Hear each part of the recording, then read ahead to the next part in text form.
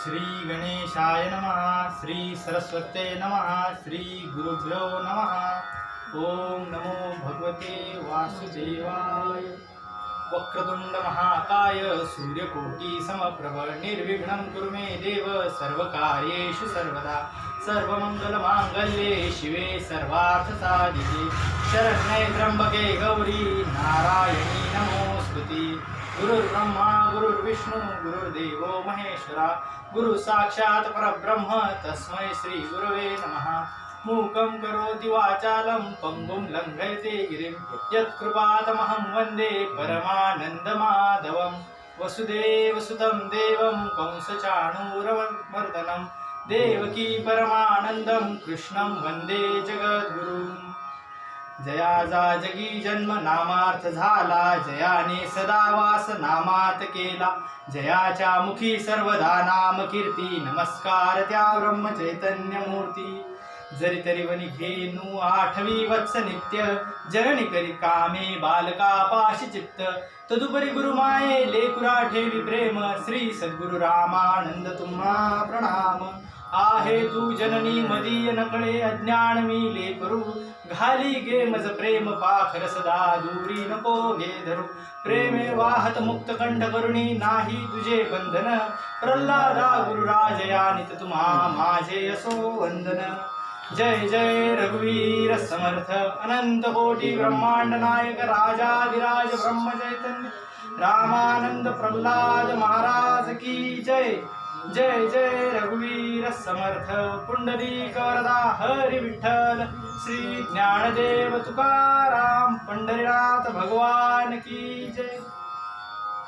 श्रीराम भागवत कथा भाग दिवस 3। कान्यकुब्जे द्विजः कश्चित् दासी पती रजा मिलः नामना नष्ट सदाचारो दास्या संसर्ग दूषित। अजबळ कथा आता पाहूया। आपण जड भरताच्या कथेपर्यंत काल आलो। आता परीक्षित म्हणाला शुकाचार्य महाराज आपण मला प्रवृत्ती मार्ग आणि निवृत्ती मार्ग तर सांगितला, नाना प्रकारच्या नरकांचे वर्णन सांगितले। मृत्यूनंतर 1 वर्षांपर्यंत आत्मा वासनासह फिरत राहतो आणि त्याच्या वासनेप्रमाणे तो जन्माला येतो। जसं माणूस पाप करतो त्याप्रमाणे त्याला नरक मिळतो। पण मग जाणते अजाणतेपणी पाप करून माणूस नरकात गेला तर त्याला प्रायश्चित्त काय? त्या पापापासून मुक्त होण्याचा मार्ग कुठला? शुकाचार्य म्हणाले परीक्षिता, जीवाच्या हातून काया वाचा मनाने पाप घडते। त्या पापातून मुक्त होण्याचे एकूण 2 मार्ग आहेत। एक पहिला मार्ग म्हणजे प्रायश्चित घेणे, तर दुसरा मार्ग आहे नामस्मरण करणे। पहिला उपाय प्रायश्चित घेणे हा कायमचा तोडगा नाही, रामबाण उपाय नाही। प्रायश्चिताने नरकाची दुर्गती चुकत नाही, वासना नष्ट होत नाही, ती तात्पुरती मलमपट्टी होते। कारण प्रायश्चित्त घेऊन माणूस वासनेच्या आहारी जातो व त्याच्याकडून परत परत पाप घडतच राहते। म्हणून हा कायमस्वरूपी तोडगा तर नाही। असे हे प्रायश्चित्त हत्तीच्या स्नानासारखं निरर्थक आहे। हस्ती ते धुतले जळी बसविले मालिन्य ही नाशिले तेने ते पाहिले स्वकर्म वाहिले तरीची आरंभिले। शुंडगिरी धरिले धुळीस भरले सर्वांग ही आपुले प्रायश्चित्त दिले तथापि न भले ज्याचे मन क्षोभले। याचा अर्थ असा, माहूत हत्तीला 45 तास खर्च करून नदीत आंघोळ घालतो आणि झाडाला आणून बांधतो। त्याची सवय काय? जे काही जवळपास असेल ते सोंडेने अंगावर घ्यायचे।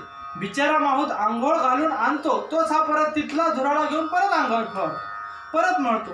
ही त्याची सवय जाता जात नाही। तसंच माणसाचं आहे। पापाचं प्रायश्चित्त म्हणून गंगेत स्नान करतो, पण आंघोळ करून आल्यावर परत पापकर्म करायला प्रवृत्त होतो। त्यामुळे कितीही वेळा प्रायश्चित्त घेतलं तरी मन स्वच्छ होणार नाही। तात्पर्य, या तात्पुरत्या मलमपट्टीने मन शुद्ध होणारच नाही। त्यासाठी नामस्मरण हेच उत्तम साधन आहे। तुकाराम महाराज म्हणतात, नाम संकीर्तन साधन पै सोपे जळतील पापे जन्मांतरीचे। अनेक जन्मजन्मांतरीची पापे जाळण्याचे सामर्थ्य फक्त आणि फक्त या नामातच आहे। आणि हा फायदा म्हणजे वासना समूळ नाहीशा होतात आणि परत पाप करण्याची बुद्धीच होत नाही। वासनेचे बीज जळून जाण्याचे सामर्थ्य या नामात आहे। नामस्मरणाने ज्ञानप्राप्ती होती आणि माणसाला मोक्ष प्राप्त होतो। म्हणजेच मोक्षाचा क्षय होतो। नामस्मरणामुळे वाल्याचा वाल्मिकी झाला असं म्हणतात। सगळ्या पापाचा क्षय झाला, एवढं नामस्मरणाचे सामर्थ्य आहे। आणि हे अतिशय सोपे आणि बिनखर्चाचे साधन आहे। अजामिळाने देवाचे म्हणून नाव घेतले होते की नाही? मुलाचे नाव त्यांच्या नारायण. मरताना ते मुखात आलं आणि त्याला मुक्ती मिळाली. म्हणजे नाम कोणत्याही कारणाने का येईना, नामामुळे पापाचे क्षालन होते. मरताना मुखात नाम आलं पाहिजे, तेच उत्तम प्रायश्चित्त आहे. नामस्मरण हा स्थायी भाव झाला पाहिजे, पण त्यासाठी आयुष्यभर नामाची सवय करून घ्यायला, नाहीतर अंत समयी नाम मुखातून येणारच नाही. अग्नीचा स्थायी भाव आहे भाजणे. न कळत बाळाने मेणबत्तीला हात लावला तर अग्नी असा विचार करतो का लहान बाळ आहे, आपण कशाला भाजायचं? नाही, कारण त्याचा तो स्थायी भावच आहे. जाळणे, उघड्या लाईटच्या वायरला जर आपण हात लावला तर शॉक लागणारच. त्याप्रमाणे नामाचा स्थायी भाव आहे. पाप क्षालन करण्यासाठी भगवंताचं नाम कोणत्याही कारणाने घेतलं तरी पापाचं भस्मच होतं. म्हणून संत सांगतात, अहो येता जाता नाम घ्या. पिंगला वेश्या तिने करमणूक म्हणून नाम घेतले, तरीही ती उद्धरली. पिंगलेने म्हातारपणी एक पोपट पाळला. ती त्याला प्रेमाने राघवा म्हणायची. राघवा पेरू खातोस का? राघवा पाणी देऊ का? सारखं राघवा राघवा. तिचा अंतकाळ जवळ आला म्हणून तिला प्रश्न पडू लागला, माझ्या राघवाचा नंतर कसं होणार? मी गेल्यावर तुझं कसं होईल रे? राघवा तुला पेरू कोण देईल? त्यावर प्रभू रामचंद्र म्हणाले, अरे माझी काळजी एवढी कोणाला पडली, बघू तरी. म्हणून ते तिच्याकडे आले. हिचं सारखं आपलं राघवा राघवा. ही हाक कोणाला मारत होती? तर पोपटाला. नामाचा महिमा असा आहे, अजित नाम वधो भलत्या मिसे, सकल पातक भस्म करीत असे. पिंगलेने आयुष्यभर वेश्येचा व्यवसाय केला म्हणजे पापाचा डोंगरच झाला असेल, पण शेवटी क्षणी राघवा म्हटल्यामुळे सायुज्य युक्ती मुक्ती मिळाली. अजमेळ हा कान्यकुब्ज नगरीतील एक ब्राह्मण पुत्र होता. त्याचं वेदाध्ययन झालं होतं. तो मात्या पितेची सेवा करत होता, पुण्यशील होता. पण एके दिवशी अरण्यात समिधा दर्भ पुष्प आणण्यासाठी गेला. तेथे त्यानं एका शूद्र योनीतील दासी मद्यपान करून मत्त झालेली पाहिली. पण ती दिसायला सुंदर होती. ती समोरून येत होती. तिला पाहून अजामेळ मोहित झाला. पुष्कळ प्रयत्न करून तो मनाचा निग्रह करू शकला नाही आणि त्या दासीच्या संगतीत निमग्न झाला. ही गोष्ट वडिलांच्या लक्षात आली म्हणून त्यांनी त्याचा विवाह करून दिला. तरी तो तिचा नाद सोडायला तयार नाही. सदाचार संपन्न असलेल्या पण नको त्या नादाने त्याचा सदाचार नष्ट झाला. लूटमार, चोऱ्या, द्यूत खेळणे अशी निंद कर्म तो करू लागला.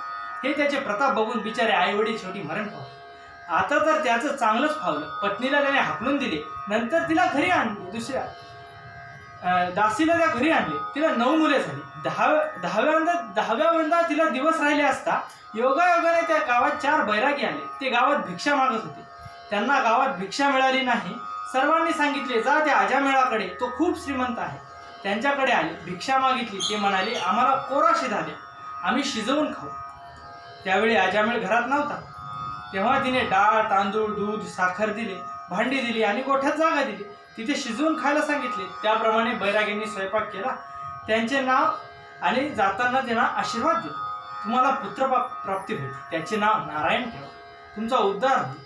पुढे खरंच त्यांनी सांगितल्याप्रमाणे त्यांना मुलगा झाला व त्याचे नाव नारायण ठेवले. अजामेळचे त्या नारायणावर अतिशय प्रेम होते. त्याला तो नजरेसमोरून बाजूला होऊच देला. सारखा नारायणा नारायणा. प्रपंचात एवढा तो बद्ध झाला की आपण म्हातारे झालो हे लक्षातही आले. एके दिवशी त्याचा मृत्यूकाळ समीप आलाय. हातात पाश धारण केलेले 3 पुरुष त्याला दिसले.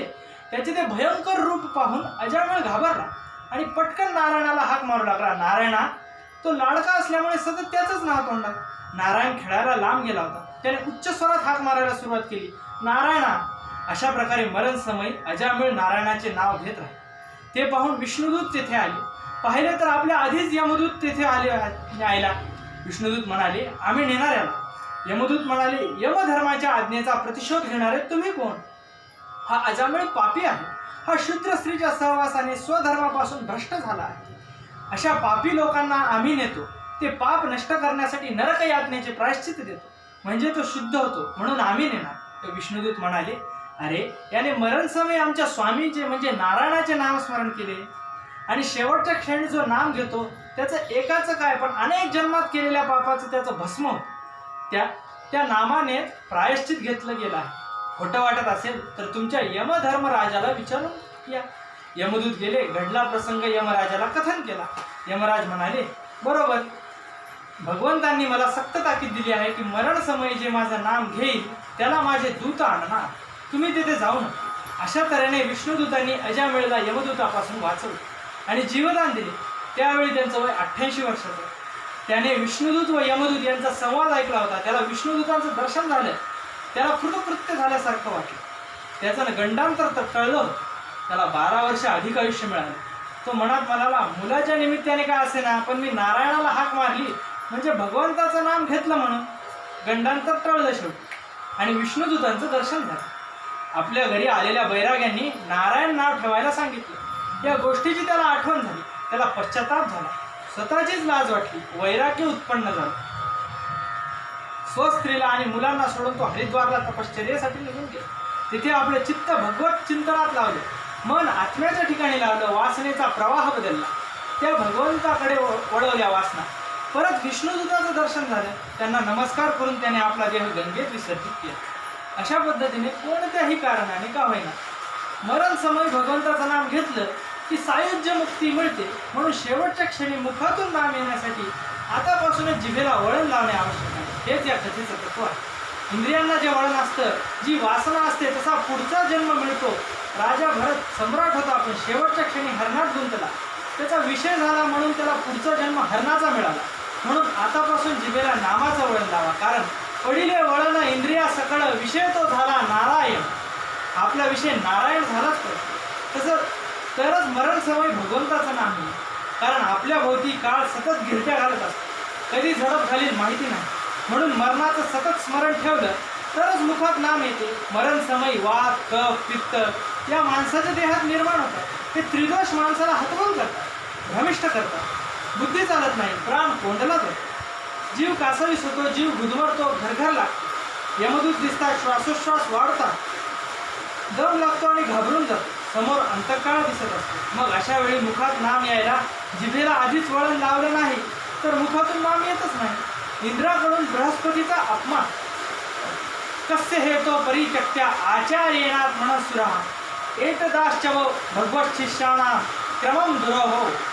परीक्षित म्हणाला, शुकदेव, मला गुरु म्हणजे परब्रह्म, अशा परब्रह्माचा अपमान इंद्राने का केला आणि त्याचा परिणाम काय झाला ते मला सांगा. शुकदेव म्हणाले, राजा, गुरुचा अपमान कधीही करू नये.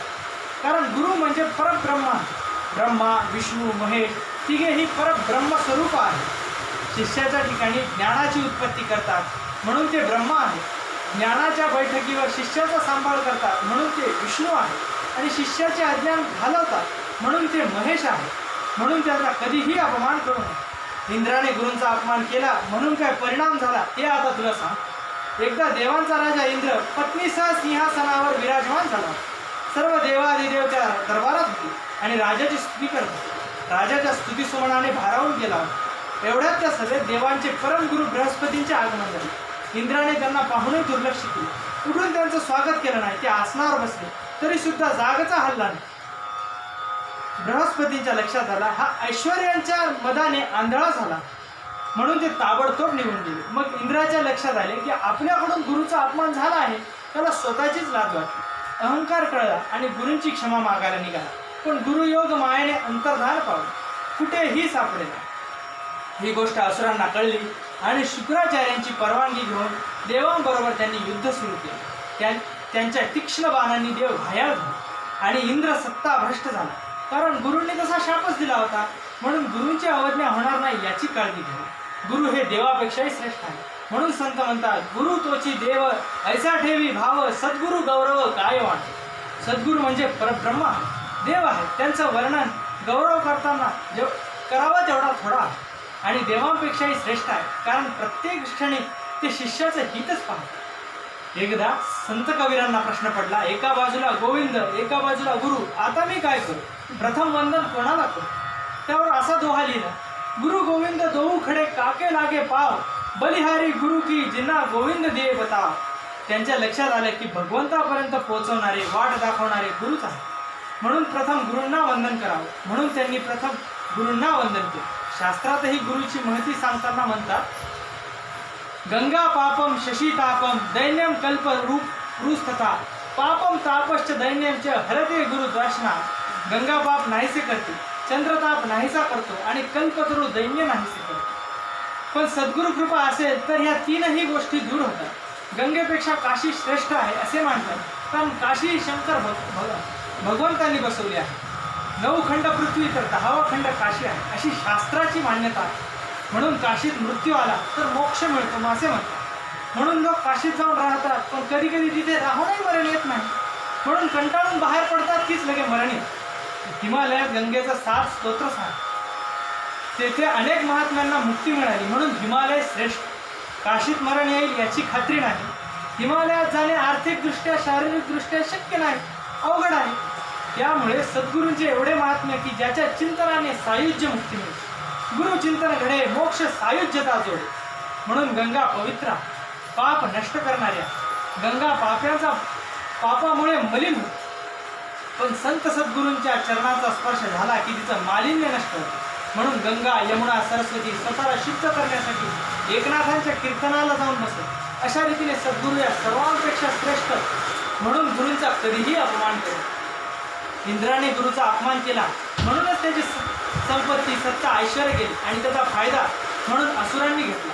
दैत्यांनी स्वर्ग जिंकला, मग देव वेश पालटून बाहेर पडले व कडेकपारीत लपून बसले. बृहस्पतींना सगळीकडे शोधलं पण सापडले नाही. म्हणून देव ब्रह्मदेवाकडे गेले, म्हणाले, तुम्ही गुरूंचा अनादर केला हे चांगलं केलं नाही. गुरूंचा तिरस्कार हे अधोगतीचं लक्षण आहे.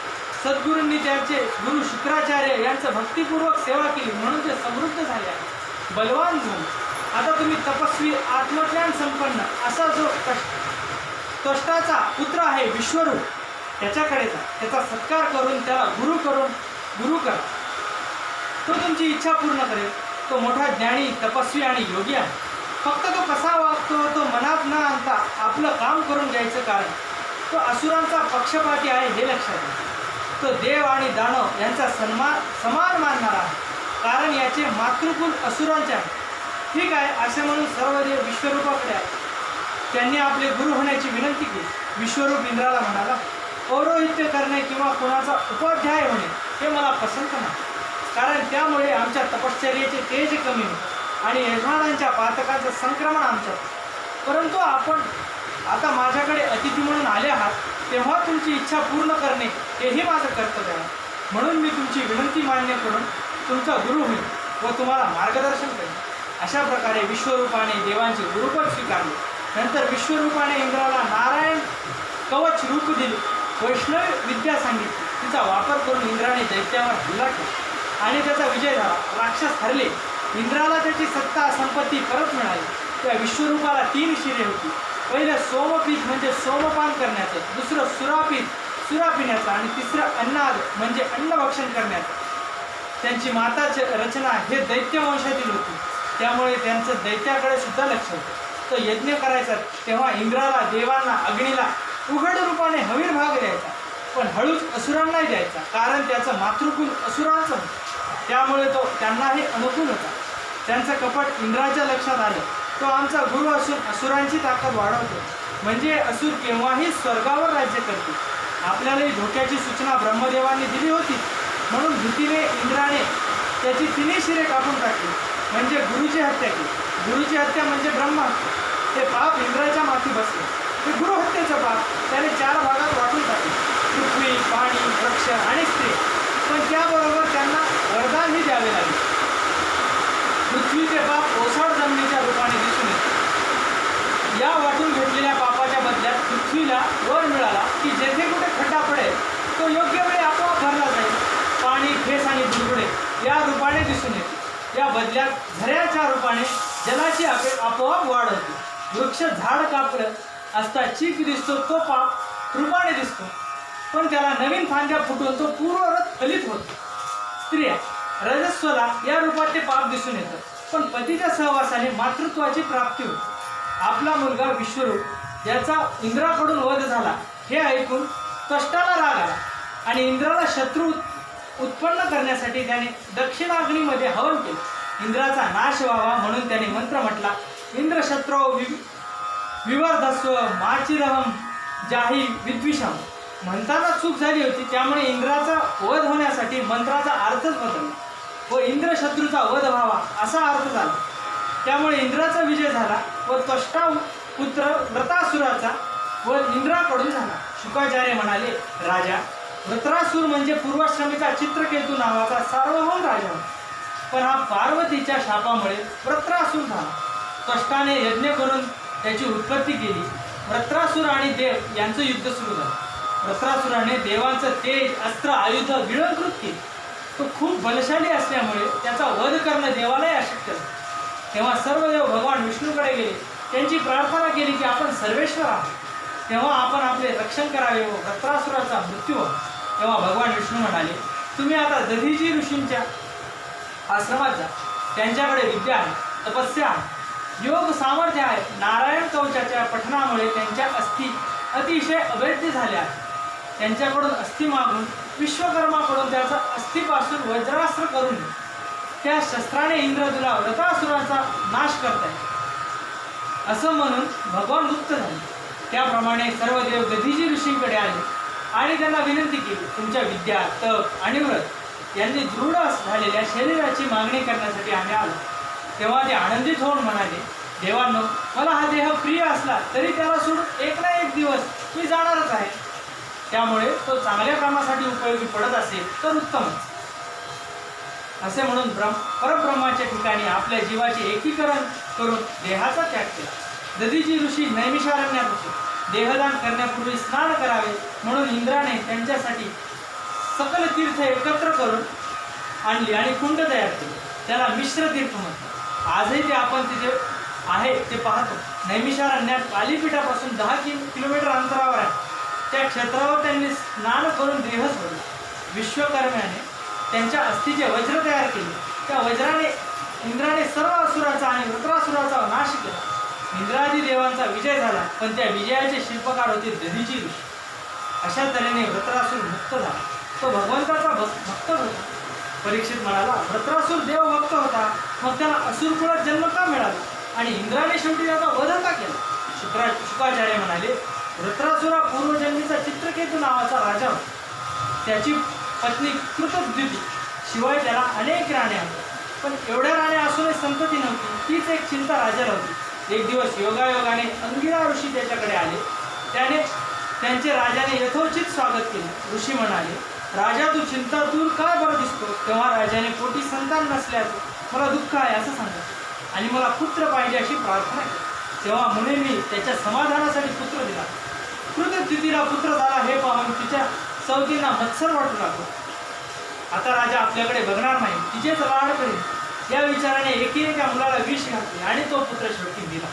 राजा राणी दुःखी झाली. त्या ठिकाणी नारद आले आणि त्याचं सांत्वन करू लागले. राजा, तू ज्याच्याकरता शोक करतोस तो तुझा कोण आहे? मुलगा.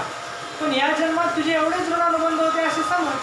शास्त्रे पुराणे सांगतात, पुत्रामुळे कधी कोणी सुखी झालं नाही. त्यामुळे वृथा शोक करू नको. राजा, तू आत्मतत्वाचा विचार शुचिरभूत होऊन मी सांगतो त्या मंत्ररूप उपनिषदाचा स्वीकार कर आणि तपश्चर्या करून मुक्त हो. राजा उर्वरित शोक घालवण्याकरिता नारदांनी त्या मृत मुलाला योग सामर्थ्याने उठवले. नारदांनी त्याला सांगितले, हे तुझे माता पिता. तेव्हा राजपुत्र म्हणाला, नारद मुनी, कोणत्या जन्मातले माझे माता पिता? कारण राजू, प्रत्येक जन्मात देह बदलतो, त्यामुळे प्रत्येक जन्मात आई वडील वेगळे असतात. वस्तू म्हणाली, म्हणतो तोपर्यंत ममत्व असतं, ती विकली की ममत्व नाहीच होत. त्यामुळे त्यांना म्हणावं, आता तुमचा माझा काही संबंध नसल्यामुळे तुम्ही शोक करू नका. इतके बोलून तो आत्मा निघून गेला आणि राजाचा शोकही केला. नंतर नारदाचा उपदेश, मुलांचं बोलणं ऐकून चित्रकेतू कैलास पर्वतावर निघून गेला. तेथे त्याला असं दृश्य दिसले की ऋषींच्या सभेत महादेव ध्यान लावून बसले आहेत व पार्वती त्यांच्या मांडीवर बसली आहे. हे पाहून तो हसला, पण तो अज्ञानाने हसला, कारण महादेव हे वैराग्य वृत्तीचे आहेत. एकदा त्यांची परीक्षा पाहण्याकरता कामदेव आला होता, पण कामाचीच परीक्षा घेण्यासाठी महादेवांनी पार्वतीला मांडीवर घेतली आणि ती मांडीवर असूनही महादेवांनी ध्यान लावले आणि यातच कामदेव हरला होता आणि शंकराला शरण केला. शंकराच्या स्थितप्रज्ञा आणि वैराग्य वृत्तीबद्दल त्याने स्तुती केली. पण त्या अज्ञ चित्रकेतूला काय करणार? निंदा करून हसणाऱ्या चित्रकेतूला पार्वतीने शाप दिला. पुढच्या जन्मी राक्षस होते म्हणून चित्रकेतू या जन्मात वृत्रासूर झाला. पण महान भगवत भक्त असल्याने असुर योनी प्राप्त होऊन सुद्धा त्याचं ज्ञान भक्ती कायम राहिली. यावरून विष्णू भक्ताचं चरित्र महात्म्य कळून येतं. त्या कथेचं श्रद्धेने श्रवण पठण मनन करणारा सर्व पापामधून मुक्त होतो. जसा वृत्रासूर इंद्राच्या हस्ते युद्धात मेला व मुक्त झाला. मरुत गणांची नंतर उत्पत्ती होती. ती कथा आता पाहू. कश्यपांनी ची पत्नी दिती एकदा काही विशिष्ट हेतूने पतीची सेवा करू लागली. अन्न पाणी वर्ज्य करून तप करत होती. कश्यप हे पाहून प्रसन्न झाले. तिला म्हणाले, तुझी काय इच्छा असेल ते मागून घे. तिनं मागितलं की माझ्या पोटी इंद्राला मारणारा मुलगा जन्माला. कश्यप विचार करू लागले, कारण इंद्र ही त्यांचाच मुलगा होता. ते दितीला म्हणाले, मी सांगतो त्याप्रमाणे 1 वर्षभर जर तू कडक व्रत करशील तर तुझी इच्छा पूर्ण होईल. कारण की लक्ष्मी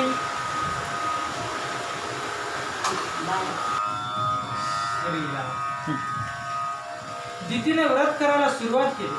सर्व नियम कसोशीनं पाळून व्रत करताना एक दिवस ती सायंकाळी दमली आणि तिला झोप लागली. व्रताचा नियम भंग झाला. इकडे इंद्राला हे व्रत मावशी करते हे समजल्यामुळे तो आपला जीव वाचावा म्हणून वेषांतर करून सेवक म्हणून तिच्या आश्रमात येऊन राहिला. पण त्या व्रताचा सर्व नियमांची माहिती पण त्याला कळली होती. त्यामुळे दितीला झोप लागलेली पाहता आपल्या योग सामर्थ्याने इंद्राने तिच्या गर्भात प्रवेश केला व त्या गर्भाचे 7 तुकडे केले. पण त्या गर्भाला मृत्यू आला नाही म्हणून त्याने आपल्या वज्राने त्या 7 तुकड्यांचे प्रत्येकी 7 असे वेगळे तुकडे केले. असे सर्व मिळून 49 मरुद्गण त्यावेळी जन्माला आले. दिती जागी झाली. पाहते तर ती इतकी मुलं कशी झाली म्हणून विचार करू लागली. पण इंद्राने ही आपले खरे रूप प्रकट केले. तिने त्यालाच विचारले, असे कसे काय झाले? मग इंद्राने तिला सर्व हकीकत सांगितली व तुझ्या हातून व्रताचा नियम भंग झाल्यामुळे मीच त्याचे तुकडे केले, तरी पण तुमच्या पुण्याने या जीवांना मृत्यू आलेला नाही. दिती म्हणाली, हे तर तुझे बंधू झाले, तेव्हा तू यांना स्वर्गात घेऊन जा. मग इंद्र त्यांना घेऊन स्वर्गलोकी निघून गेला. परीक्षिताने विचारले, महाराज, हा श्रीहरींचा पक्षपातीपणा केल्यासारखे मात्र वाटते. त्यावर शुकाचार्यांनी त्याला जय विजय शापाची कथा सांगितली. एकदा ब्रह्मदेवांचे मानसपुत्र सनंदन सनत कुमार हे श्री विष्णूंच्या दर्शनासाठी विष्णुलोकात गेले होते. त्यांचे वय 5 ते 6 वर्षांचे होते. पण ज्ञानी योगी महात्मे होते. दरवाजापाशी येतात तेथील द्वारपाल जय विजय यांनी त्याला आत जाऊ दिले. त्यांनी त्याला आत जाऊ दिले नाही म्हणून ते कुमार रागावले व द्वारपालांना बोलू लागले, हा वैकुंठ लोक शुद्ध सत्वात्मक आहे. इथे रजो तमो गुणांचे काही चालत नाही. तुम्ही येथे राहायला अयोग्य आहे, पात्र नाही. तुमच्या मनात उच्च नीच भाव आहे. तेव्हा तुम्हाला 3 जन्म मृत्यू लोकात असुर योनीत घ्यावे लागेल असा शाप दिला व 3 जन्मानंतर परत या असा उशापही दिला. त्यांचे शब्द ऐकताच भगवान दारापाशी आले व विचारले. तेव्हा द्वारपालांनी सर्व सांगितलं. सनत कुमार म्हणाले, भगवान, आम्हाला क्षमा करावी आणि आपण योग्य तो न्याय करावा. आमचा शाप आम्ही मागे कसा घेऊ? त्यावर भगवंत म्हणाले, तुम्ही केलं ते योग्य केलं. पूर्वी पण एकदा त्यांनी असाच लक्ष्मीचा अपमान केला होता, तेव्हा त्यांना ती सवयच लागलेली दिसते. आता त्यांना मृत्यूलोकात जाऊ दे. त्यांचे 3 जन्म झाले की मीच त्यांचा उद्धार करून त्यांना परत येथे आहे.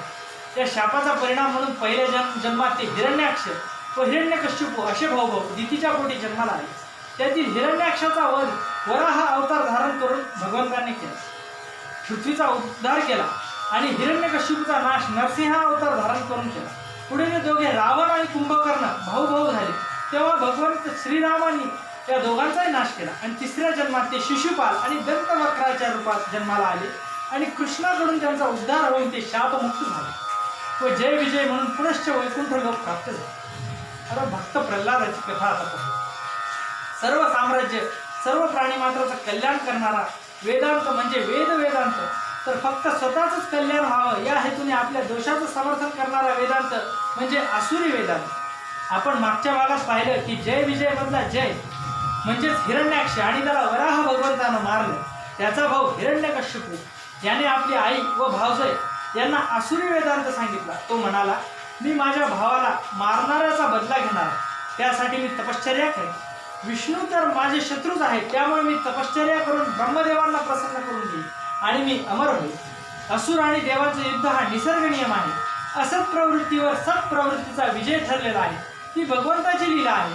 सगळेच सत्प्रवृत्तीने वागू लागले तर जीवनात मजा येणार नाही, रंग येणार नाही. म्हणून निसर्गाचे सत आहे तिथे असत आहे, सुख आहे तिथे दुःख आहे, जय आहे तिथे पराजय आहे, जन्म आहे तिथे मृत्यू आहे, धर्म अधर्म नीती अनितीचं युद्ध कायम चालू राहणार आहे.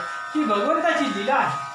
पण आपण कायम त्या भगवंताच्या चिंतनात राहायचं म्हणजे असुर प्रवृत्तीचा आपल्यावर कोणताही परिणाम होणार नाही. हिरण्यकश्यपूने तपश्चर्येला बसायचं ठरवलं. अजिंक्य व्हावं, सर्वांचा स्वामी व्हावं ही इच्छा मनात धरून तो तपश्चर्येसाठी मंदार पर्वतावर निघून गेला. देवांना काळजी वाटली, या असुराची तपश्चर्या फळाला आली तर स्वर्गाचं राज्य जाईल, म्हणून देवांनी त्याचे गुरु बृहस्पती यांच्या कानावर ही गोष्ट घातली. ते म्हणाले, देवांनो काळजी करू नका, मी बघतो काय. आणि ते पोपट रूपाने मंदार पर्वतावर गेले, जिथे हिरण्यकश्यपू तपश्चर्येला बसला होता. तिथल्या झाडावर जाऊन बसले. सकाळी 6 वाजता त्याने जपाला सुरुवात केली. ओम ब्रह्मदेवाय नमः. ताबडतोब शुक रूपात असलेल्या पक्ष्यांनी पण नारायण नारायण म्हणायला सुरुवात केली. हिरण्यकश्यपूने दगड मारून हकलण्याचा प्रयत्न केला. कोण माझ्या शत्रूचे नाव घेतोय, आणि परत सुरुवात केली. तोच नारायण नारायण. परत हा दगड मारे, तोच नारायण. तपात व्यत्यय येऊ लागला. अनेक वेळा प्रयत्न केला, पण तो फसला. संपूर्ण दिवस नारायण नारायण ऐकण्यातच गेला. पोपट आपला हकलवलं की परत त्याच फांदीवर, मग या फांदीवर. शेवटी मनात आलं, आजचा मुहूर्त काही बरोबर नाही, म्हणून हिरण्यकश्यपू परत घरी आला. पत्नी कयाधूला आश्चर्य वाटले. पती एवढी निश्चयी स्वभावाचा, हाती घेतलेलं काम पुरा करणारा, परत कसं काय आला.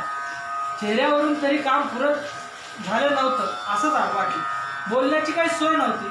मग पत्नीने त्याच्या आवडीचा स्वयंपाक केला. 4 गोडधोड पदार्थ बनवले आणि जेवायला वाढलं. आग्रह करून वाढू लागली. भूक तर लागलीच होती. त्यात सगळे आवडीचे पदार्थ. खुश झाला. त्याचा मूड आलेला बघून विचार केला, आता बरी संधी आहे. स्वारी खुश दिसते. तिने हळूच विषय काढला. आपण परत का? पत्नीने अगदी प्रेमाने विचारले. त्यामुळे त्याने सांगायला सुरुवात केली. काय सांगायचे? दिवसभरात एकही नाममंत्र म्हणता आला नाही. तिथे झाडावर पोपट होता. तो सतत नारायण नारायण म्हणतो. मी हाकललं तर दुसरीकडे बसे आणि परत नारायण नारायण हा जप सुरू. परत मी दगड मारावा, जागा बदले, परत नारायण. दिवसभर नारायण नारायण असंच ऐकू. अगं दिवसभर शत्रूंचंच नाव कानावर येऊ लागले. पत्नी परत विचार करू लागली. म्हणे, पोपट काय म्हणाला? नारायण. बोलता बोलता 1020 वेळा तरी मुखातून नारायण नारायण नाव आलं. रात्री झोपताना ती म्हणाली, तो पोपट कोणाचं नाव घेत होता? तर नारायण असं परत काही बाही न विचारून पतीला नारायण म्हणायला लागले. अशा तऱ्हेने नारायणाच्या चिंतनात समागम झाला आणि गर्भधारणा. त्या गर्भावर नारायण नावाचा संस्कार झाला. हिरण्यकश्यपू मंदार पर्वतावर गेला. एका गुहेत त्याची तपश्चर्या चालू झाली. हात वर करून दृष्टी आकाशाकडे लावून पायाच्या अंगठ्यावर उभं राहून तप करतो आहे. खूप काळ गेला. जटा वाढल्या. मस्तकातून अग्नी बाहेर पडू लागला. देवांना त्याचा त्रास होऊ लागला. ते सर्व ब्रह्मदेवाकडे गेले. त्यांना विनंती केली, त्या हिरण्यकश्यपूला काय द्यायचा तो वर द्या, पण आम्हाला या संकटातून सोडवा.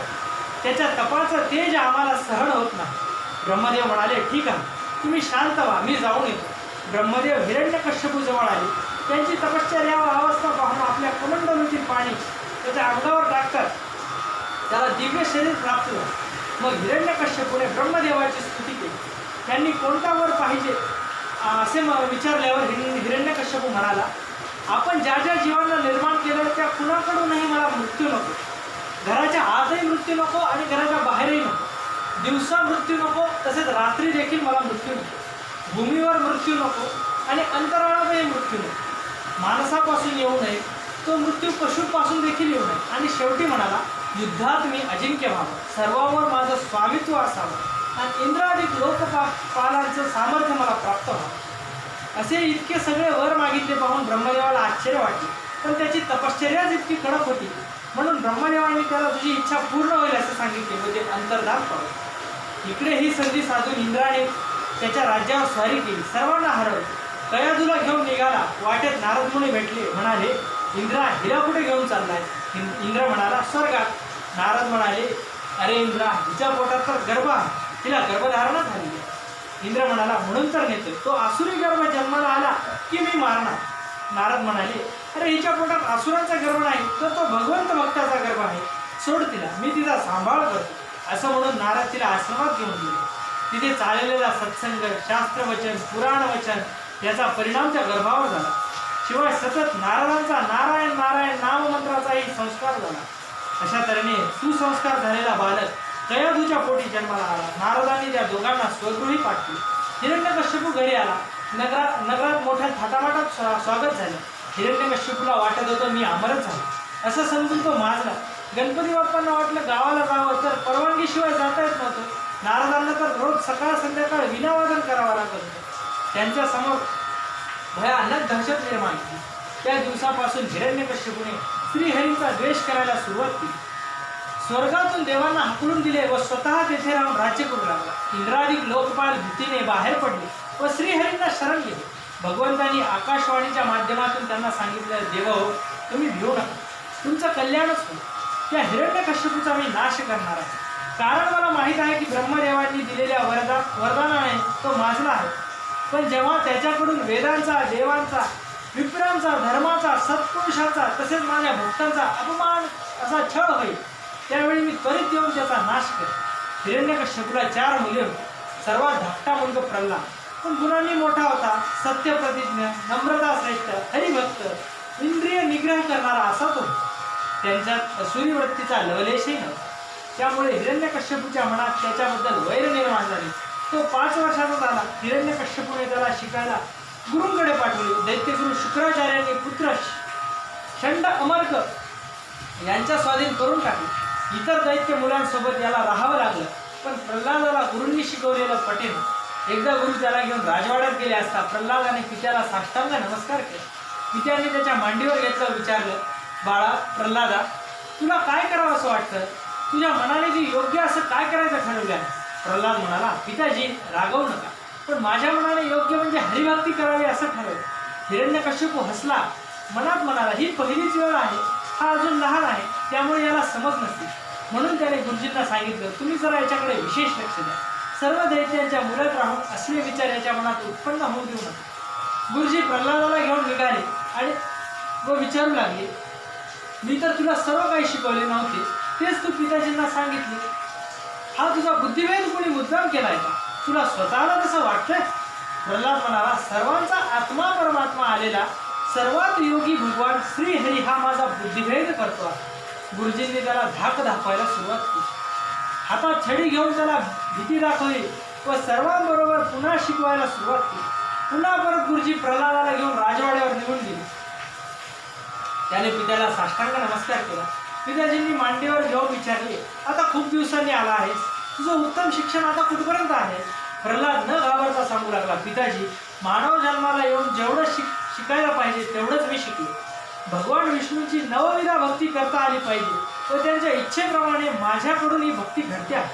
हिरण्यकश्यपू अत्यंत रागावला, म्हणाला, माझ्या भावाला मारणारा माझा शत्रू हरी आणि त्याची भक्ती माझा मुलगा करतोय. पुन्हा तो गुरुजीवरच रागावला, म्हणाला, काय हो गुरुजी, तुम्ही हे काय शिकवलत माझ्या मुलाला? तुम्हाला मी ताकीद दिली होती. गुरुजी म्हणाले, अहो तुम्ही बाकीच्या मुलांना विचारा, त्यांना जे शिकवलं तेच मी याला शिकवलं. पण भगवत भक्तीचा खूळ त्याच्या जन्मापासूनच त्याच्या बुद्धीत रुजले, ते नैसर्गिक आहे. हिरण्यकश्यपूने प्रल्हादाला विचारलं, काय रे, हे तुला गुरुजींनी शिकवलं तर नाही, मग ही बुद्धी तुला कुठून आली? प्रल्हाद म्हणाला, पिताजी, भगवत भक्ती स्वेच्छेने होत नाही, तर भगवत भक्तीची संगत घडली, ज्याचा अनुग्रह झाला तरच ती चित्तात उत्पन्न होते. हे ऐकताच हिरण्यकश्यपू रागावला. त्याने मुलाला समोरच चौकात फेकून द्या असे राक्षसांना सांगितले. त्याला ठार मारून टाका असेही सांगितले. दैत्य धावत आहे. त्यांनी राजाज्ञेनुसार प्रल्हादावर तलवार, त्रिशूळ, भाले इत्यादींनी वार करायला सुरुवात केली. पण प्रल्हादाचं ईश चिंतन सतत चालू होतं. त्याला मृत्यूची भीती नव्हती, तर पितेची कुठून वाटणार? दैत्य दमले, पण प्रल्हादाच्या केसालाही धक्का लागला नाही. हे पाहून हिरण्यकश्यपू क्षणभर विचार करू लागला, माझ्या शक्तीपेक्षा मोठी शक्ती कुठली असेल की ज्यामुळे प्रल्हादावर काहीच परिणाम होत नाही? गुरुपुत्रांनी येऊन सांगितलं, अहो आपण सर्व त्रैलोक्य जिंकलेला आहे, तेव्हा हा लहान बालक काय करणार? थोडं थांब, शुक्राचार्य महाराज थोड्याच दिवसात येतील, मग आपण पुढील योजना करू. तोपर्यंत त्याला वरुण पाशाने बांधून ठेवा. हिरण्यकश्यप म्हणाला, ठीक आहे, याला तुमच्या वाड्यात घेऊन जा. हा माझ्या डोळ्यांसमोर सुद्धा नको. गुरुजी त्याला घरी घेऊन गेले. एके दिवशी गुरुजी बाहेर असताना प्रल्हादांनी सर्व मुलांना बोलवले आणि सांगायला सुरुवात केली, मित्रांनो, तुम्हाला सांगतो, हा नरदेह परमेश्वराने आम्हाला दिलाय, त्याचं सार्थक करूया. 84 लक्ष एवढी फिरून हा देह मिळाला. सर्व प्राणी मात्रात बुद्धीची देणगी तुम्हाला आम्हाला दिलीच आहे. कशासाठी? तर विवेकाने वागायला. विवेक म्हणजे काय? तर विचार वेळेवर करणे. म्हणून वेळेवर विचार करूया की चांगलं काय, वाईट काय, सत काय, असत काय, हे सगळं बुद्धीचा वापर केला तरच कळतं आणि दानवाचा मानव होतो. ऐसी करणी करे की नरका नारायण होय. दानवाचा मानव आणि मानवाचा नारायण होण्याचं भाग्य या मनुष्य जन्मात आहे. नराचा नारायण होण्यासाठी बुद्धीचं भांडवल दिलंय आपल्याला भगवंतांनी. नरदेहाचं सार्थक करूया, भगवंताचं नाम घेऊन सच्चिदानंद पदवी प्राप्त करू. या आश्रमातल्या पदवीला काहीच अर्थ नाही. तर मुलं म्हणाली, पदवी म्हणजे काय? त्यावर प्रल्हादांनी उत्तर दिले, सत म्हणजे सत्य. तो परमात्मा एकटाच सत्य आहे, बाकी सर्व मिथ्या आहे. चित चैतन्य, तो परमात्मा चैतन्य स्वरूप आहे, त्या रूपाने तो सर्वत्र राहतो. आनंद, तो आनंद स्वरूप आहे. परमात्मा सच्चिदानंद स्वरूप आहे. त्याची भक्ती केली की आपल्यालाही परमानंदाची प्राप्ती होती आणि आपण सुखी होतो. त्याचं स्वरूप कळून येतं. म्हणजे सच्चिदानंद पदवी घेणे. देह सोडताना तेच बरोबर जाणार आहे. ही पदवी कोणत्याही गुरुकुलात मिळत नाही. अशा तऱ्हेने प्रल्हाद युक्तियुक्त प्रकृतीने तत्वज्ञान पटवून देतो. मुलांना पण ते पटू लागलं होतं. मुलं म्हणाली, प्रल्हादा आम्हाला पण भेटेल का रे भगवंत? कारण आम्ही तर सगळे असुर प्रवृत्तीचे. म्हणजे प्रल्हादाच्या प्रबोधनामुळे मुलांना आता आपली वृत्ती चांगली नाही एवढं तर कळायलाच लागलं होतं. हा सत्संगाचा महिमा. म्हणून माणसाने सतत सत्संगात राहावं. त्यावर त्या मुलांच्या प्रश्नावर प्रल्हादाने उत्तर दिलं, हो नक्की देव भेटेल. कारण त्याच्याकडे भेदभावच नाही. तो भावाचा भुकेला आहे. तो जातपात विचारत नाही. स्त्री पुरुष उच्च नीच हा भावच नाही. सर्वांकडे समभावाने पाहतो. पुतनेला मारलं पण मुक्त केलं. विदुरा घरी पंचपक्वांना ताट सारून कन्या खाल्ल्या. कबीरा घरी शेणे विणले. देव भक्ताचं बहिरत्व पाहत नाही, अंतरंग पाहतो. जे संत होऊन गेले त्यांच्या अंतरंगात भगवंत होता. म्हणून मुलांना भजनाला लहानपणापासून सुरुवात केली पाहिजे. कारण माणसाचं आयुष्य क्षणभंगुरा. काळ कधी झडप घालेल सांगता येत नाही. अरे चराचर भगवंत आहे, तुझ्या माझ्यात आहे, मग आपण एकमेकांचा मत्सर का करतो? त्यावर प्रल्हादाचं उत्तर असं होतं, म्हणूनच आपल्याला असुर म्हणतात. आपण निर्दय म्हणूनच देव दानव यात फरक करतो. मग मुलांची आणखी एक शंका विचारली, मग आमच्यात दया यावी म्हणून काय करावं? अरे आपल्याला दया यावी यासाठी त्या भगवंतांची याद करायची. म्हणून नामस्मरण करायचं, नाम साधना करावी. त्यामुळे आपल्याला असलेले काम क्रोध नाहीसे होत आणि मन शुद्ध होतं. शुद्ध मनाचं भगवंत भेटतो. म्हणून त्याची आठवण केली की दया उत्पन्न होते. म्हणून नाम घ्यावं. मुलं विचारायला लागली, प्रल्हादा पण आम्हाला नाम कसं घ्यावं हेच माहिती नाही. आणि प्रल्हादा हे ज्ञान तू कुठून मिळवलंस रे? प्रल्हादांनी त्यांचं उत्तर दिलं, मला नारदांनी शिकवले, ते माझे गुरु आहेत. त्यांच्या उपदेशामुळे हे ज्ञान मला प्राप्त झाले. जोपर्यंत गुरुची कृपा होत नाही तोपर्यंत पूर्णतः चित्त शुद्ध होत नाही. आणि चित्त शुद्ध होत नाही तोपर्यंत भगवंताची प्राप्ती नाही. प्रल्हादा मग आम्ही तुलाच गुरु मानतो, तूच आम्हाला नाम संकीर्तन शिकव. त्यावर प्रल्हाद म्हणाले, ठीक आहे, रात्री गुरुजी घरी गेले की आपण सर्व एकत्र येऊ आणि संकीर्तनाचा आनंद घेऊ. असं म्हणून सर्वजण आश्रमात पडतील.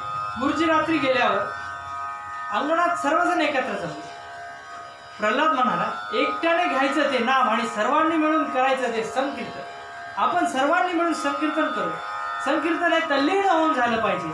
ते एकत्र होतं तेव्हा परब्रह्म प्रकट होतं. मुखाने नाम घ्यायचं म्हणजे शब्द ब्रह्म आणि हाताने टाळी वाजवायची म्हणजे नाद ब्रह्म. टाळी वाजवताना लाज वाटता कामा नये. टाळी वाजवण्यासाठी हे 2 हात दिले आहेत. मग ती वाजवायची टाळाटाळ केली की भगवंत पुढच्या जन्मी 2 हाताऐवजी 2 पाय देतो. म्हणजे आपण 4 पायांचे प्राणी होतो. म्हणून न लाजता टाळी वाजवायची. कारण नाम संकीर्तन साधन पै सोपे, जळतील पापे जन्म जन्मांतरीची. नाम संकीर्तनाने अनंत जन्मीची पाप नष्ट होतात. म्हणून आपण गोल बसून टाळी वाजून नाम घेऊ. मी तुम्हाला शिकवतो तसं म्हणा. श्रीमद नारायण नारायण हरे हरे, भज मन नारायण नारायण हरे हरे. त्याचप्रमाणे नाम संकीर्तनाला सुरुवात झाली. नंतर सर्वांना उभं राहून हातात हात घालून नाम शिकव. त्याप्रमाणे मुलं म्हणू लागली. बघता बघता सर्वजण तल्लीन झाले. सगळ्या जणांची राम रंगले म्हण अशी अवस्था झाली. एवढ्यात गुरुजींच्या मनात आलं, आपण बघू तरी आश्रमात मुलं काय करताय. येऊन पाहतात तर ही मुलं नारायणाचं नाव घेत आहेत. हे जर राजेसाहेबाला कळलं तर अनर्थ होईल. म्हणून प्रल्हादालाच दटवलं. गुरुजी म्हणाले, प्रल्हादा हे काय चालवलंस? अरे तुझे पिताजी भगवंत आहेत असताना हे काय शिकवतो? बंद कर हे ताबडतोब. पण मुलाचं प्रल्हादाकडे लक्ष कुठे होतं? ते तर भगवत नामात रंगले होते. मग गुरुजींनी धावत जाऊन प्रल्हादाचा व एका मुलाचा हात धरला ओढण्यासाठी, पण चमत्कार झाला. प्रल्हादाचं शरीर तर दिव्यच होतं आणि त्या ठिकाणी परब्रह्म प्रकट झाले. त्यामुळे गुरुजींनी त्या दोघांचा हात धरताच त्यांच्या ठाई परब्रह्माचा संचार झाला आणि तेही नाम घेत थय थय नाचू लागले आणि जोरजोरात तेही म्हणू लागले, श्रीमन नारायण नारायण हरे हरे, भजमन नारायण नारायण हरे हरे. राजाला वाटू लागलं हे गुरुजी सगळे विद्यार्थी काय करतात, म्हणून सेवकाला पाठवलं. पाहून ये. तो आला, प्रकार पाहिला आणि मनात म्हणतो, गुरुजी तर नारायणाचे नाव घेत आहे. ते राजाला कळलं तर तो शिरच्छेद करेल, म्हणून गुरुजींना सावध करण्यासाठी हात धरला. तोच त्यांच्या शरीरात संचारला आणि तोहीच या नामात मग्न झाला. गेलेला सेवक अजून आला नाही, म्हणून दुसऱ्याला पाठवले. त्याची तीच तरा. तोही नाम संकीर्तनात दंग झाला. तो पण अजून आला नाही, म्हणून राजा स्वतः आता गुरुकुलात आला. पाहतो तर मुलं, प्रल्हाद, गुरुजी आणि पाठवलेले सर्व सेवक सगळे शत्रूच्या नामात दंग झालेले. राजा संतापला. राजाने सेवकाचा हात धरला, त्याला खेचलं. बाकीच्यावरही झाला तसा राजावरही परिणाम नाही, पण तो विकारांनी परिपूर्ण भरलेला होता. त्याची मनस्थिती तुटलेल्या तारांप्रमाणे होती. विजेचा प्रवाह खंडित झाला की बल्ब तो प्रवाह ग्रहण करू शकत नाही. त्या नामसंकीर्तनाचा त्याच्यावर काहीही परिणाम झाला नाही. उलट चाललेलं संकीर्तन बंद पडलं. गुरुजींनी क्षमा मागितली, घडला प्रकार सांगितला. राजा क्रोधाने बेफाम झाला. तुम्ही सगळे माझ्या आज्ञेचा भंग करता. आज सगळ्यांना सांगतोय नारायणाचं नाव घेऊ नका, मी देव आहे, माझ्यामुळे सगळं आहे, म्हणून माझं नाव घ्या. पण नाही, त्यामुळे माझ्या आज्ञेचं पालन न करणाऱ्यास देहांत प्रायश्चित. सगळ्यांना दरबारात आणले. प्रधानाला सांगितले, या सर्वांना ठार करा. यापुढे जो नारायणाचं नाव घेईल त्यालाही मारा आणि सर्व गोष्टींचा करता करविता आहे माझा मुलगा प्रल्हाद, याला तर हाल हाल करून मारा. प्रथम त्याला कारागृहात ठेवा. त्याचे अन्नपाणी बंद करा. अन्नपाणी वाचून हात तडफडून गेला पाहिजे. जेव्हा माणूस क्रोधाला आवरू शकत नाही तेव्हा त्याची विवेकबुद्धी नष्ट होते आणि काहीही करू लागतो. तशीच हिरण्यकश्यपूची अवस्था झाली. पण त्याला काय माहीत की याचं रक्षण करता नारायणच आहे. प्रल्हादाला कोंडून ठेवण्यात आलं. सर्व दरवाजे खिडक्यावर कडक बंदोबस्त ठेवला होता. एक दिवस गेला. दुसऱ्या दिवशी काय झाले, भगवंत आणि लक्ष्मीचा संवाद सुरू झाला. भगवंत म्हणाले, अगं लक्ष्मी, आज भूतलावर कोणी उपाशी नाही ना. लक्ष्मी म्हणाली, तुमचा भक्त प्रल्हाद कालपासून उपाशी आहे. राजसेवकांनी त्याला कोंडून अन्नपाणी वर्ज्य केलं आहे. त्यावर भगवंत म्हणाले, अगं मग ताबडतोब भोजनाचं ताट पाठवून दे बरं. लक्ष्मी देवीने केलेली पंचपक्वान्न घेऊन सेवक आला व प्रल्हादाच्या पुढ्यात ताट ठेवला आणि म्हणाला, प्रल्हादा, उपाशी आहेस ना, जेवण घे, नारायणाने पाठवलाय. अशा तऱ्हेने रोज देवाकडून ताट येऊ लागले. 8 दिवस झाले. राजा आला. सेवकाकडून दार उघडलं. पाहतो तर काय, प्रल्हाद जेवतोय. अरे याला जेवण देतो कोण? या खोलीची चावी तर माझ्याकडे आहे, दार उघडतो कोण? प्रल्हाद म्हणाला, बाबा, गर्भात अन्न कोण पुरवत असतं? त्यानेच मला अन्न देते, म्हणजे माझ्या नारायणाने अन्न दिले. अशा तऱ्हेने राजाचा हा प्रयत्न फसला. तिथून प्रल्हादाच्या छळाला सुरुवात झाली. त्याला विष घालून मारायचं अशी प्रधानाला सूचना दिली. त्याला भोजनातून विष देणे, माजलेल्या हत्तीच्या पायाखाली तुडवणे, उकळत्या तेलाच्या कढईत टाकणे, उंच कठड्यावरून ढकलून देणे इत्यादी प्रयत्न करूनही प्रल्हादावर कसलाही परिणाम झाला नाही. जाको रखे साया मार सके न कोय, बाल न बाका कर सके जो जग बैरी होय. प्रल्हादाच्या मुखातून हरिनाम स्मरण अखंड चालू असल्यामुळे देव सदैव त्याच्या हृदयात राहील. त्यामुळे हिरण्यकश्यपूचे कुठलेही प्रयत्न सफल होऊ शकले नाही. ही वार्ता राजाची बहीण होलिका, प्रल्हादाची आत्या हिराकडे, म्हणून ती आली. भावाच्या मदतीला शेवटी आली. भाऊ बहिणीची चर्चा झाली. बहीण म्हणाली, मी तुझी चिंता दूर करते. माझ्याकडे एक शीतल वस्त्र आहे, ते मी परिधान करते. आपण लाकडाचा माचा तयार करू, त्यावर मी त्याच्या मांडीवर बसेन. तू तो माचा पेटव, मी वाचेन आणि प्रल्हाद मरेन. मुहूर्त ठरला. फाल्गुन पौर्णिमा दुपारची वेळ. लाकडे गोळा करून एकावर एक ठेवून मोठा माचा तयार केला. होलिका शीतल वस्त्र परिधान करून त्यावर बसली. तिच्या मांडीवर प्रल्हादाला बसवलं. त्याचं नारायण नारायण हा जप चालूच. त्याची भगवंतावर पूर्ण श्रद्धा होती. मारायचं की तारायचं तो ठरवणार होता. ही निश्चयात्मक बुद्धी असल्यामुळे त्याला कसलीच भीती नव्हती. होलिकेला पूर्णाचा नैवेद्य दाखवला, पाणी फिरवलं आणि पेटवून बोंब मारली. बोंब का मारली तर प्रल्हादाचं ओरडणं ऐकू येऊ नये म्हणून. एवढ्यातच जोराचा वारा सुटला. वाऱ्याने हिच्या अंगावरनं शीतल वस्त्र उडालं. प्रल्हादाभोवती गुंडाळले. आले देवाजीच्या मनात तेथे कोणाचे चालेना. भगवंतांना त्यांना वाचवायचंच होतं आणि वाचवायचं असतं तेव्हा तो भक्ताच्या मागे पुढे राहून भक्ताचं रक्षणच करतो. अशा तऱ्हेने अग्नी जाळी तरी न जाळे प्रल्हाद हृदय भगवंत धरिला म्हणून असेच झाले. त्याच्या हृदयात सतत भगवंत असतो, ज्याचं कोणी वाईट करूच शकत नाही. शीतल वस्त्रामुळे प्रल्हाद जिवंत राहिला व होलिका जळून मेली. होळीत आपण असुर प्रवृत्ती जाळून टाकायच्या असतात म्हणून होळी साजरी करतो. आपली बहीणच जळाली हा तसा. राजा चिडला, म्हणाला, अरे मी तुला किती मारण्याचा प्रयत्न करतो, तू मरतच नाही, तेव्हा तुला वाचवतो तरी कोण? प्रल्हाद म्हणाला, बाबा माझे रक्षण तर नारायणच कर. राजा त्यावर म्हणतो, अरे तुझा नारायण आहे तरी कुठे, मला का दिसत नाही? त्यावर प्रल्हादाचं उत्तर असं आहे की बाबा तो चराचरात आहे, तो चर्मदृष्टीला दिसत नाही, त्याला पाहायला ज्ञानदृष्टी पाहिजे. मला तो सगळीकडे दिसतो, कुठे नाही अशी जागाच नाही. विष दिलं त्यात होता, हत्ती होता त्यात, हत्तीच्या खाली दिलं त्या हत्तीमध्ये तो होता, तेलामध्ये तुम्ही टाकलं तर तेलातही तो होता, कड्यावरून ढकललं तेव्हाही तिथे होता, अग्नीत होता, तोच मला वाचवतो. राजा म्हणाला, मग तो या खांबात तरी आहे का? तेव्हा प्रल्हाद म्हणाला, हो आहे, त्यातही आहे. असं म्हणता राजाने हातातील गदेचा प्रहार त्या खांबावर केला. तोच गुर्र गुर्र असा आवाज करीत नरसिंह भगवंत तिथून प्रकट झाले. नरसिंह भगवान की जय. संध्याकाळची वेळ होती. नरसिंहाने त्याला मांडीवर घेतला आणि म्हणाला, राजा तुला काय वाटले, तू अमर झालास? अरे हुशारीने वर मागितला, पण आम्ही तुझ्यावरचे आहोत रे. बघ, ना पृथ्वीवर नाही ना आकाशातही नाही, खांबात आहे. घरात नाही, बाहेर नाही, उंबरठ्यावर आहे. रात्री नाही, दिवसाही नाही, संध्याकाळ आहे. देवाकडून नको, दानवाकडून नको, मी त्यापैकी नाही. ना अस्त्राने ना शस्त्राने, मी नखाने मारणार. पशुकडून नाही, मानवाकडून नाही, मी 84 लक्ष योनीपैकी कोणी नाही. असं सांगून त्यानं हिरण्यकश्यपूचं नखानं पोट फाडलं आणि हिरण्यकश्यपू गतप्राण झाला, त्याचा उद्धार झाला. बोला नरसिंह भगवान की जय. भक्त प्रल्हाद की जय. स्वर्गातून देवांनी पुष्पवृष्टी, भगवान शंकर ब्रह्मदेव सर्वांनी ईश्वर स्तुती केली. नरसिंह भगवान सिंहासनावर जाऊन बसले. त्यांच्या क्रोधावस्थेमुळे त्यांच्याजवळ कोणी यायला तयार होईल. दुरून स्तुती केली. आग क्रोध शांत करण्यासाठी लक्ष्मीदेवींना विनंती केली. त्या म्हणाल्या, मी देवाचा असं रूप पहिले कधी पाहिलं नाही, तेव्हा मीही काही करू शकणार नाही, तुम्हीच प्रयत्न करा. मग ब्रह्मदेवांनी प्रल्हादाला सांगितलं, बाळ तू भगवंताजवळ जा, तुझ्या पित्याबद्दल ते अत्यंत क्रोधित झाले आहे, तर तू त्याचा राग शांत करायचा प्रयत्न कर. प्रल्हाद उठला, निर्भयपणे जवळ येऊन भगवंताजवळ चरणावर लोटांगण घातले. शेवटी बालकाला पाहताच त्याची दया आहे.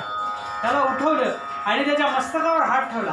हस्त स्पर्श होताच प्रल्हादाला आत्मदर्शन झालं. सर्व पापांचा क्षय झाला. नेत्रातून अश्रुधारा वाहू लागल्या. प्रल्हादाने देवाची स्तुती खूप केली. म्हणाला, ब्रह्मादिक देव आपली स्तुती करू शकत नाही, तिथं मी एक दैत्य कुलातील बालक आहे, मी कशी स्तुती करू शकतो? तरी पण मला वाटतंय आपली नितांत भक्ती करणारा सर्वात श्रेष्ठ असतो व त्याच्यावर आपली कृपा होते. आपण आतापर्यंत अनेक अवतार घेतले, ते भीती दाखवण्याकरता नसून भीती मुक्त करण्यासाठी घेतले व अनेकांचा त्यातून उद्धारही केला. आपल्या लक्ष्मीदेवी सुद्धा आपले हे रूप पाहून घाबरले आहे. तेव्हा आपण राग शांत करावा.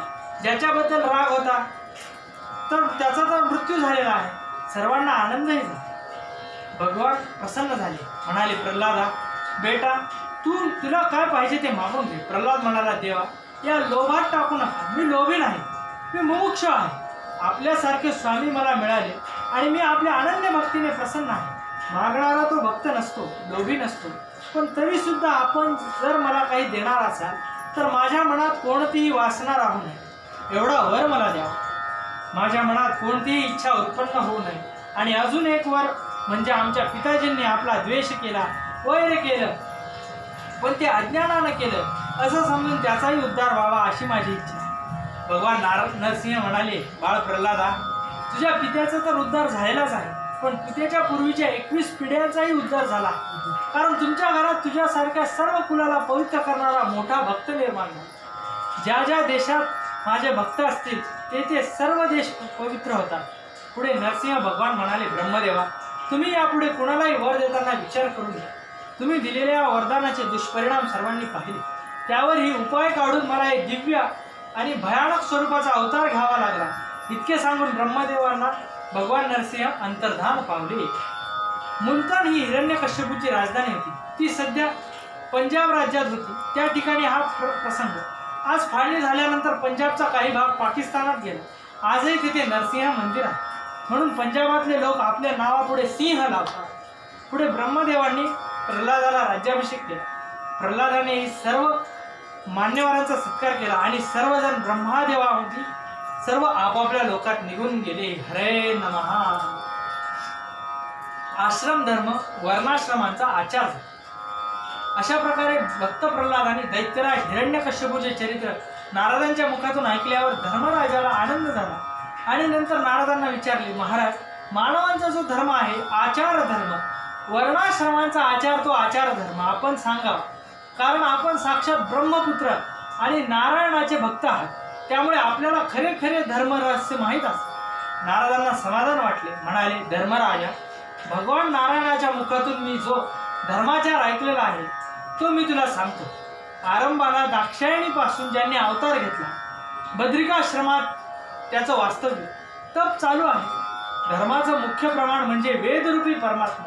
श्रीहरीच्या अशा वेदांचा अभ्यास करणाऱ्या ऋषींनी करून ठेवलेल्या स्मृती याही धर्माचं प्रमाण आहे. प्रथम सामान्य धर्म सत्य, दया, तप, सुजिता, तितिक्षा, विचार, अंतरेंद्रिय निग्रह, बहिरेंद्रिय निग्रह, संतोष, श्रेष्ठ पुरुषांची सेवा, व्यावहारिक विषयांसाठी कमी प्रयत्न करणे, प्रयत्नांची इष्टाफळ का आणि कसे प्राप्त होत नाही हे पाहणे, आत्मनात्म विचार, अन्नधान्य, धनसंपत्तीचे विभाग करून यथाशक्ती दानधर्म करणे, सर्वभूती ईश्वर भावना ठेवणे, ईश्वराची नवविधा भक्ती, असा 30 प्रकारचा सामान्य धर्म आहे. वर्णधर्म. ईश्वराने 4 वर्ण निर्माण केले, ब्राह्मण, क्षत्रिय, वैश्य व शूद्र. 4ही वर्णांनी आपापल्या कार्य आपापल्या परीने सर्वोत्तम आणि सारखेच आहे. त्यांची लक्षणे निरनिराळी आहेत. ती काय पुढील प्रमाणे. ब्राह्मण इंद्रिय निग्रह, तप, शुचित्या, संतोष, क्षमा, ज्ञान, दया, भगवत भक्ती करणे. क्षत्रिय धर्माचं कार्य पराक्रम, धैर्य, तेज, त्याग, चित्ताचा निग्रह, सर्वांचे रक्षण करणे. ते वैश्य गुरु भगवान यांची भक्ती, धर्म, अर्थ, काम तिन्हींचे आचरण करणे, आस्तिक्य बुद्धी असणे व नित्य उद्योगशील राहणे, व्यापार आदी करणे. शूद्र सर्व वर्णीयांशी नम्रतेने वागणे, पवित्रपणाने राहणे, स्वामी सेवा करणे, मंत्रारहित यज्ञ करणे, आहुती देणे, गायी विप्रांचे संरक्षण, सत्य भाषण, चोरी इत्यादी न करणे. या 4ही वर्णात सामायिक असणाऱ्या स्त्रियांसाठी पतिव्रता धर्माची लक्षणे. पतिव्रता स्त्रिया पतीची यथायोग्य सेवा, त्यांच्या आप्त बांधवाशी अनुकूल वृत्ती ठेवणे, मधुर, प्रेमळ, नम्रपणाच्या भावनेने सर्वांच्या मनाला समाधान देणे, कर्तव्य दक्ष राहणे, अशी ही पतिव्रता स्त्री आपापल्या परीने श्रीहरींच्या लोकात बरोबर नेऊन लक्ष्मीप्रमाणे सुखोपभोग करत असते. आश्रम धर्म 4 आहेत, ब्रह्मचारी, गृहस्थ, वानप्रस्थ आणि संन्यासी. या सर्वांसाठी सारखेच असणारे नियम म्हणजे आपल्या गुरूंबद्दल मनात अत्यंत प्रेम, श्रद्धा, भक्ती असते. सद्गुरू, अग्नी, सूर्यनारायण देवतांची भक्ती सेवा करावी. संध्योपासना, गायत्री अनुष्ठान, यज्ञोपवीत धारण करणे, मिताहारी, श्रद्धावान, जितेंद्रिय राहावे. स्त्रियांबद्दल आवश्यक तेवढाच व्यवहार करावा, त्यांच्या जास्त संपर्कात राहून इत्यादी. ब्रह्मचारी अध्ययन झाल्यावर गुरुदक्षिणा देव गृहस्थाश्रमाचा स्वीकार करू शकतो. अन्यथा त्यांनी वानप्रस्थाश्रम किंवा इच्छा असल्यास संन्यासाश्रम स्वीकारतात. जे ब्रह्मचारी थेट संन्यासाश्रम स्वीकारतात त्यांना परमहंस परिव्राजककारी म्हणतात. उदाहरणार्थ, अशा आश्रमाच्या धर्माप्रमाणे वागणाऱ्या 4ही आश्रमवासियांनी ईश्वर कृपेने आत्मज्ञान प्राप्त होऊन ते जन्ममृत्यूच्या फेऱ्यातून मुक्त होतात. नारद म्हणाले, ब्रह्मचारी गृहस्थाश्रमानंतर वानप्रस्थाश्रम स्वीकारला तर तो ऋषिकुलात जातो. त्याचे पाळावयाचे धर्मनियम म्हणजे त्यानं कुठल्याही गोष्टींचा, मग ते धनधान्य, कौपीन, लोकांनी दान केलेल्या वस्तू संग्रह करू नये. अग्निहोत्र करावं. अग्नी सुरक्षित राहण्यासाठी एखाद्या गुहेत, झोपडीत अग्नीला ठेवून आपण थंडी, वारा, ऊन, पाऊस हे सर्व सहन करावे. 12, 8, 4, 2 किंवा 1 वर्षापर्यंत वानप्रस्थाश्रमाचे नियम पालन तितिक्षेचा अभ्यास करावा. आपलं कर्म करण्याचं सामर्थ्य शक्ती नाहीशी क्षीण होताच आहार त्याग करून परमात्म तत्वाचं चिंतन करत शरीराचं विसर्जन करावं. वानप्रस्थाश्रमीयांच्या शरीरात संचार करण्याचं सामर्थ्य असेल तरच त्याने संन्यासाश्रमाची दीक्षा घ्यावी. देहाखेरीज कसलाही संग्रह करू नये. फक्त पांघरण्यासाठी वस्त्र, दंड, कमंडलू ठेवून एकट्यानं संचार करावा. एका गावात 1 ते 3 दिवसापेक्षा अधिक काळ राहू नये. शिष्य संग्रह करू नये.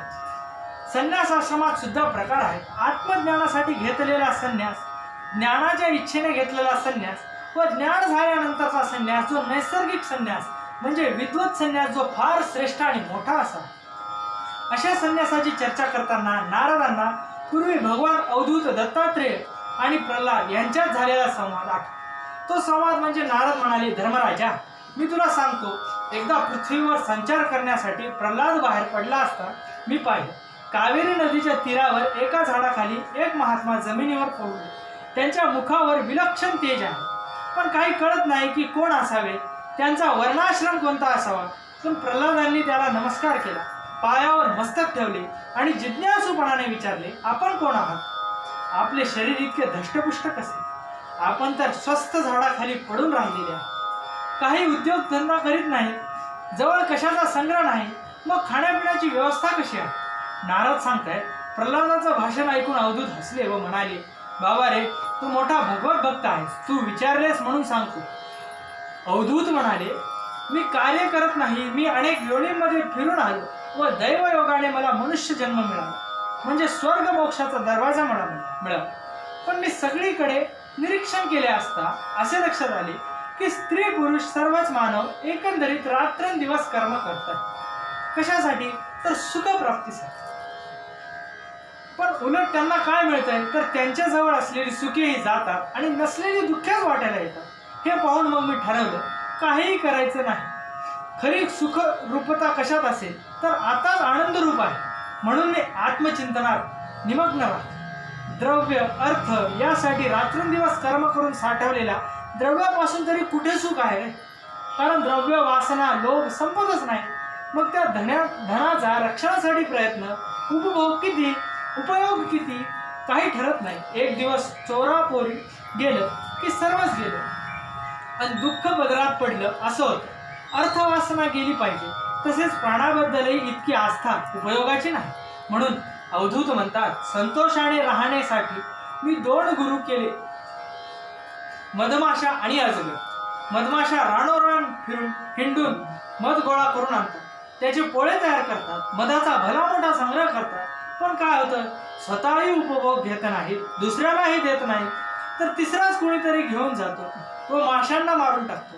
म्हणजे संग्रहापेक्षा वैराग्य चांगले मला कळले आहे. दुसरा गुरु अजगर, तो कसलाही प्रयत्न न करता जमिनीवर नुसता पडून राहतो. कुणी जवळ आल्यानंतर त्याला गिळंकृत करतो व क्षुधा शांत करतो. म्हणजे त्याला अन्न आहार अनायसे दैवयोगाने जे मिळेल त्यावर संतोष मानून राहतो. म्हणजेच आपले जे पूर्व संचित कर्मफळ आहे ते मिळेल त्याला सामोरे जाणे, त्यात संतुष्ट राहणे, हे मी माझ्या मनालाही शिकवलं आणि मनानेही मानलं. म्हणून मी आता या झाडाखाली आहे. एखाद्या वेळी जमिनीवर असतो, कधी पलंगावर, कधी राजवाड्यात, तर कधी झोपडीत. पण त्यावेळी सुद्धा मी कसलाही विचार न करता संतुष्ट राहतो. माणसाने त्यासाठी पूर्वकर्म मान्य केलंच पाहिजे. म्हणजेच मला पूर्वजन्म होता, मी कर्म केली, आता ही आहे कर्म करत आहे आणि पुढेही करत राहील. हे सर्व मान्य करून आता कुणाचीही निंदास्तुती न करता, शत्रुमित्र भाव न ठेवता, कुणाचाही द्वेष मत्सर न करता ईश्वराने सर्वांचं कल्याण करावं असा विचारात मी मग्न राहतो. सर्वेत्र सुखिनः सन्तु सर्वे सन्तु निरामयाः सर्वे भद्राणि पश्यन्तु मा कश्चित् दुःख मा भवेत्. प्रल्हादांनी या संवादातून अवधूतांना ओळखलं. त्यांच्यापासून ज्ञान मिळाल्यावर त्याने अवधूताची पूजा केली आणि त्यांची आज्ञा घेऊन राजधानीत परतले. आता धर्मराज नारदांना विचारत आहे, आमच्यासारख्या गृहस्थाश्रमी पुरुषांना कर्मत्याग करता येत नाही. शास्त्राने सांगितलेली अनेक कर्मे आहेत, जबाबदारी आहे, कुटुंब आहे, समाज आहे, मग आम्ही कसे काय करावे? नारद म्हणाले, शास्त्रात सांगितल्याप्रमाणे गृहस्थाश्रमांनी योग्य काय ती कर्तव्य कर्म जरूर करायची, पण तीही ईश्वरार्पण बुद्धीने करायची. म्हणजे त्यात अडकून राहत नाही. आसक्त न होता मुक्त होतो, कारण आसक्ती म्हणजे श्वानवृत्ती. शुकाचार्य सांगतात, नारदांनी अशा प्रकारे धर्मराजाला वर्णाश्रम धर्माचे नियम गुणधर्म सांगितले. धर्मराजांनी त्याची पूजा केली व नारद आज्ञा घेऊन निघून गेले. असा हा वर्णाश्रम धर्माचार आहे. हरे नमः. आता गजेंद्र मोक्षाची कथा. गजेंद्रो भगवत्सदी विमुक्तो ज्ञानबंधनात प्राप्तो भगवतो रूपम पीतावासा चतुर्भुजम. नक्ररूपी कली जेव्हा एखाद्याचे पाय धरतो तेव्हा तो जीव कितीही बलवान, शक्तिशाली, बुद्धिमान, सत्ताधीश असला तरी काळापुढे त्याची काही चालत नाही. त्याची साक्षी कथा म्हणजे गजेंद्र मोक्ष कथा. जो तिसरा म्हणू प्रियव्रताचा पुत्र उत्तम, त्याच्यानंतरचा म्हणजे चौथा म्हणू तो जो तामस, त्याच्या मन्वंतरात भगवंतांनी हरी नामक अवतार घेतला व गजेंद्राला मुक्त केले. परीक्षित म्हणाला, महाराज, गजेंद्र मोक्ष हे अत्यंत पुण्यकारक आख्यान आहे, म्हणून मला ते आता ऐकायचे. शुकदेव सांगू लागले, क्षीरसागरामध्ये त्रिकुट नावाचा मोठा पर्वत असून त्याच्या चारही बाजूला क्षीरसागर होता. त्यात अनेक रत्ने होती. मोठमोठी अरण्य बाजूला होती. त्यातील एक अरण्यात एक मोठा गजेंद्र राहत होता. त्याच्यासोबत अनेक हत्ती व त्याचे लहान लहान हत्ती असा मोठा कळप. हत्ती बलवान असल्यामुळे अरण्यातील हरिणांसारखे प्राणी त्याच्या आश्रयाने निर्भयपणे राहत होते. कारण गजेंद्राच्या भीतीने वाघसिंहासारखे क्रूर प्राणी सुद्धा पळून जायचे. एकदा उन्हाळ्याच्या दिवसात तहान लागली म्हणून गजेंद्र तेथील अरण्यात आलेल्या मोठ्या सरोवरात पाणी पिण्यासाठी आला. पाणी प्याला. इतर हत्तीनी पण होते. ते सर्वजण पाणी पिऊन सरोवरातून बाहेर तीरावर. मग गजेंद्र हा हत्ती मात्र एकटा जलक्रीडा करू लागला. त्याच सरोवरात एक मोठा मगर राहिला. तो पाण्यातून फिरत आला व त्याने एकदम हत्तीचा पाय मुखात पकडला व त्याला पाण्यात ओढायला लागला. मगर खूप बलवान, जलचर असल्याने हत्तीचे बळ कमी पडू लागले. तीरावरून सर्व हत्तींना हे पाहून दुःख होते, पण काही करू शकत नाही. 1000 वर्षाचा काळ गेला. स्वर्गातून देवही हा खेळ पाहत होते व आश्चर्य करत होते. हत्ती भूचर प्राणी असल्याने मगराच्या पुढे त्याचे काही झाले नाही. गजराज आपल्या भक्तिभावनेने सर्व उपाय संपले म्हणून भगवंताची स्तुती करू लागला. आर्त स्वरूपाची विनंती करू लागला. ध्यान चिंतन आवाहन करू लागला. भगवंताखेरीज मला या संकटातून सोडवणारा कोणी नाही. तेव्हा सर्वांचं संरक्षण करणाऱ्या भगवंतांनीच मला या मगराच्या मुखातून सोडवावे असे म्हणू. अशा अनेक प्रकारे गजेंद्राने परमेश्वराची स्तुती केली. गजेंद्र मोक्ष स्तोत्र गजेंद्रांचे नाम रूप रहित भगवंताने स्तुती केली. त्यामुळे ब्रह्मदेवादी इतर नामरूपांकित देव गजेंद्राचे रक्षण करायला आले नाही. पण सर्वात्मा, सर्वेश्वर, सर्वदेव स्वरूप भगवान श्रीहरी स्वतः गरुडावर बसून हाती चक्र घेऊन पृथ्वीवर आले व गजेंद्रासमोर प्रकट झाले. त्यांना येत असलेले पाहून गजेंद्राने आपल्या सोंडेने सरोवरातील एक कमळ तोडून घेतले व श्रीहरींना अर्पण करून केविलवाण्या स्वरात म्हणाला, हे नारायणा, जगद्गुरु, आपणास नमस्कार. गजेंद्राची पीडा पाहून श्रीहरीने एकदम गरुडावरून उडी मारली. मगरी सहित गजेंद्राला अत्यंत वेगाने पाण्याबाहेर ओढून काढले व सर्वांच्या समक्ष चक्राने मगराचे तोंड फाडून गजेंद्राला त्यापासून मुक्त केले. परीक्षिताने शुकदेवाला विचारले, महाराज, गजेंद्र व मगर हे पूर्वी कोण होते? त्यांचे वैर काय होते? शुकदेव त्यावर सांगू लागले, ऐक राजा, गजेंद्र हा पूर्वजन्मीचा द्रविड वेशाचा पांडवंशी इंद्रदुम्न नावाचा राजा होता. तो एकदा ध्यानाला बसला होता. त्यावेळी अगस्त्य ऋषी तेथे आले. त्यांना सेवकांनी वाढवलं, राजेसाहेब ध्यानाला बसले आहेत, थोडा वेळ थांबा. पण बराच वेळ झाला तरी राजा आला नाही. ऋषी क्रोधित झाले, शाप दिला. म्हणाले, हत्तीसारखा जड बुद्धी आहेस, म्हणून पुढील जन्मी हत्तीच्या योनीत जाईल. म्हणून राजा गजेंद्र झाला. तर मगर हा पूर्वी जन्मीचा हुहू नावाचा गंधर्व होता. नेहमी मद्यप्राशन करायचा, अप्सरेशी गैरवर्तन करायचा. त्यामुळे देवर मुनींनी शाप दिला, तुला पुढचा जन्म मगरीचा मिळेल. पण दोघांनाही भगवंतांनी मुक्त केले. या कथेचा हेतू काय? तर गजेंद्र म्हणजे जीव, मगर म्हणजे काळ. मृत्यू सतत बरोबर असतो, कधी झडप घालेल सांगता येत नाही. संसार हा मृत्यूरूपी सागर आहे. जीव विषया वासनेत फसून सागरात क्रीडा करतो. मुलं, बाळ, पत्नी, सगळे सोयरे यांच्यात रममाण होतो. पण काळाची उडी पडते तेव्हा कुणीही मदत करू शकत नाही. कारण ऐसी उघडा जाई उघडा हा सृष्टीचा नियम आहे. नाही कुणाचे कुणी तुझे नवे रे कोणी, अंती प्राण्या एकटाची तू जाशील मागे माझे म्हणून. मूल बाळ स्मशानापर्यंत, पत्नी दारापर्यंत, म्हणून प्राण्या हा मायेचा बाजार आहे. चितेपर्यंत सुतळी, पेंडी, लाकूड, कफन येते व ते सर्व जळून जाते. बरोबर काहीच नेता येत नाही, कारण येताना कुठे काय आणलेलं असतं, काहीच नाही. म्हणून काळाची उडी पडण्यापूर्वी सावध व्हावं. म्हणून सतत मरणाचं स्मरण ठेवलं की भगवंताचं स्मरण होईल. हरे नमः. समुद्र मंथनाची अशीच कथा.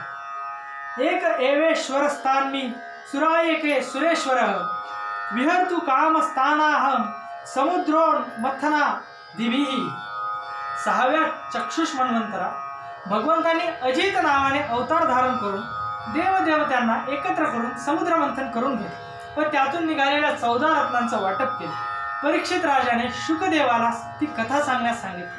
शुकदेव म्हणाले, एकदा दुर्वास मुनी इंद्राकडे आले. त्याला त्यांनी अनमोल सुंदर अशी पुष्पमाला अर्पण केली. इंद्राने ती घेतली.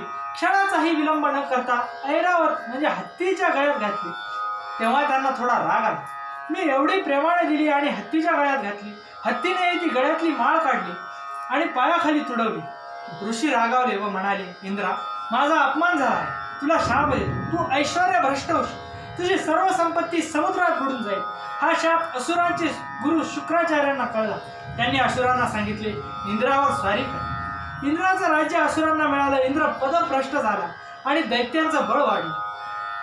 म्हणून सर्व देव घाबरून महाविष्णूकडे गेले. विष्णू म्हणाले, सध्याचा काळ असुरांना अनुकूल आहे आणि तुम्हाला प्रतिकूल आहे. त्यात तुमची संपत्ती समुद्रात बुडाली. ती समुद्र मंथन करून वर काढली पाहिजे. त्यासाठी तुमचं बळ वाढलं पाहिजे. त्यासाठी असुरांशी मैत्री करा. ते म्हणतील त्याप्रमाणे सध्या वागा. हो ना हो करा. आयुष्यात तडजोडही महत्वाचीच. समुद्र मंथनात अमृत वर येईल. ते तुम्हाला कसं द्यायचं ते मी पाहतो, कारण तुम्हाला अमर व्हायचं. त्याप्रमाणे इंद्रादी देव असुरांचा राजा बळी त्यांच्याकडे गेले. बळीला आनंद झाला. देव माझ्याकडे आले. तो शांत बसला. देव म्हणाले, आपण सारे भाऊ समुद्र मंथन करू व मिळालेलं अमृत वाटून खाऊ. तुम्ही शक्तिशाली आहात. तुमच्याशिवाय आम्हाला मदत कोण करणार. बळीने प्रस्ताव मंजूर केला. आता मंथन करायला रवी पाहिजे. तो मोठाच पाहिजे. म्हणून विष्णूंनी गरुडाला पाठवले व मंदार पर्वत आणायला सांगितलं. त्याला दोरी पाहिजे. त्यासाठी नागराज वासुकीला आणलं. मंदार समुद्रात उभा केला. त्याला वासुकीचा दोर गुंडाळला. वासुकी व मंदार पर्वताला कबूल केलं होतं की आम्ही तुला पण काहीतरी वाटायचं. असुरांनी कबूल केलं आणि समुद्र मंथन सुरू केलं. आम्ही शक्तिशाली स्वर्गाचे राजे तुम्हाला मदत करतोय. शेपटीकडे राहायचे नाही. आम्हाला तोंडाकडेच पाहिजे. देव म्हणाले, असे दानव म्हणा. त्यावर देव म्हणाले, ठीक आहे. जागेची बदलाबदली झाली. मंथन सुरू झाले तेव्हा देव व असुरांनी वासुकीच्या सहाय्याने मंदार पर्वताला धरून ठेवले व खाली आधार नसल्याने पर्वत खाली खाली जाऊ लागला. तेव्हा सगळ्याच मन खिन्न झाले. तेव्हा भगवंतांनी म्हणजे कुर्मावतार धारण केलं व समुद्राच्या तळाशी जाऊन मंदार पर्वताला आधार दिला. तेव्हा मंदार वासुकींनी घुसळायला सुरुवात केली. तेव्हा भगवंताच्या पाठीवरून फिरू लागले. भगवंताला तर ते पाठ खाजवलेच वाटत. जसं जसे मंथन सुरू झाले तसा तसा वासुकीचा श्वास वाढला आणि त्याच्या हजारो मुखावाटे तो विष बाहेर ओकू लागला व असुरांना त्रास होऊ लागला. पण बोलणार कसं, तो भाग तर त्यांनीच मागून घेतला होता. त्यांची तोंडे होरपडली. दाह होऊ लागला. आधीच काळे असलेले चेहरे काळे कुट्ट झाले. वासुकीच्या फुत्काराने देवालाही त्रास झाला आणि मंथनातून शेवटी हलाहल विषच बाहेर निघाला. आता हे विषाचं करायचं काय. म्हणून सर्व ऋषी मंडळी, देव मंडळी कैलास पर्वतावर आली. सर्वांनी महादेवांना प्रार्थना केली की या विषापासून आमचे रक्षण करा. तेव्हा महादेवांनी प्रकट होऊन ते विष पिऊन टाकले. पिताना जे काही थेंब खाली पडले ते विंचू, साप, अन्य विषारी प्राणी, विषारी वनस्पती आढळतात तेथे ग्रहण केले. महादेवांना विषाचा दाह सहन होईना. तेव्हा चंद्र, गंगा यांनी शीतलता निर्माण करण्याचा प्रयत्न केला, पण दाह काही त्याचा उपयोग होईना. शेवटी रामनामाचा जप केल्यावर दाह शांत झाला आणि त्यांचा कंठ तेवढा निळा राहिला. म्हणून त्यांना आपण नीळकंठ असे म्हणतो. परत मंथन सुरू झालं. सर्वप्रथम कामधेनू प्रकट झाली. देवांनी असुरांना विचारले, पाहिजे का तुम्हाला. ते म्हणाले, आम्हाला नको आहे. ऋषींना देऊ. म्हणून ती गेली वशिष्ठांकडे. नंतर उच्चैश्रवा घोडा आला. बळी म्हणाला, मला पाहिजे. देऊन टाकला बळी. नंतर ऐरावत हत्ती आला. त्याला 4 दात होते. व पांढरा शुभ्र रंगाचा होता, तो दिला इंद्राला.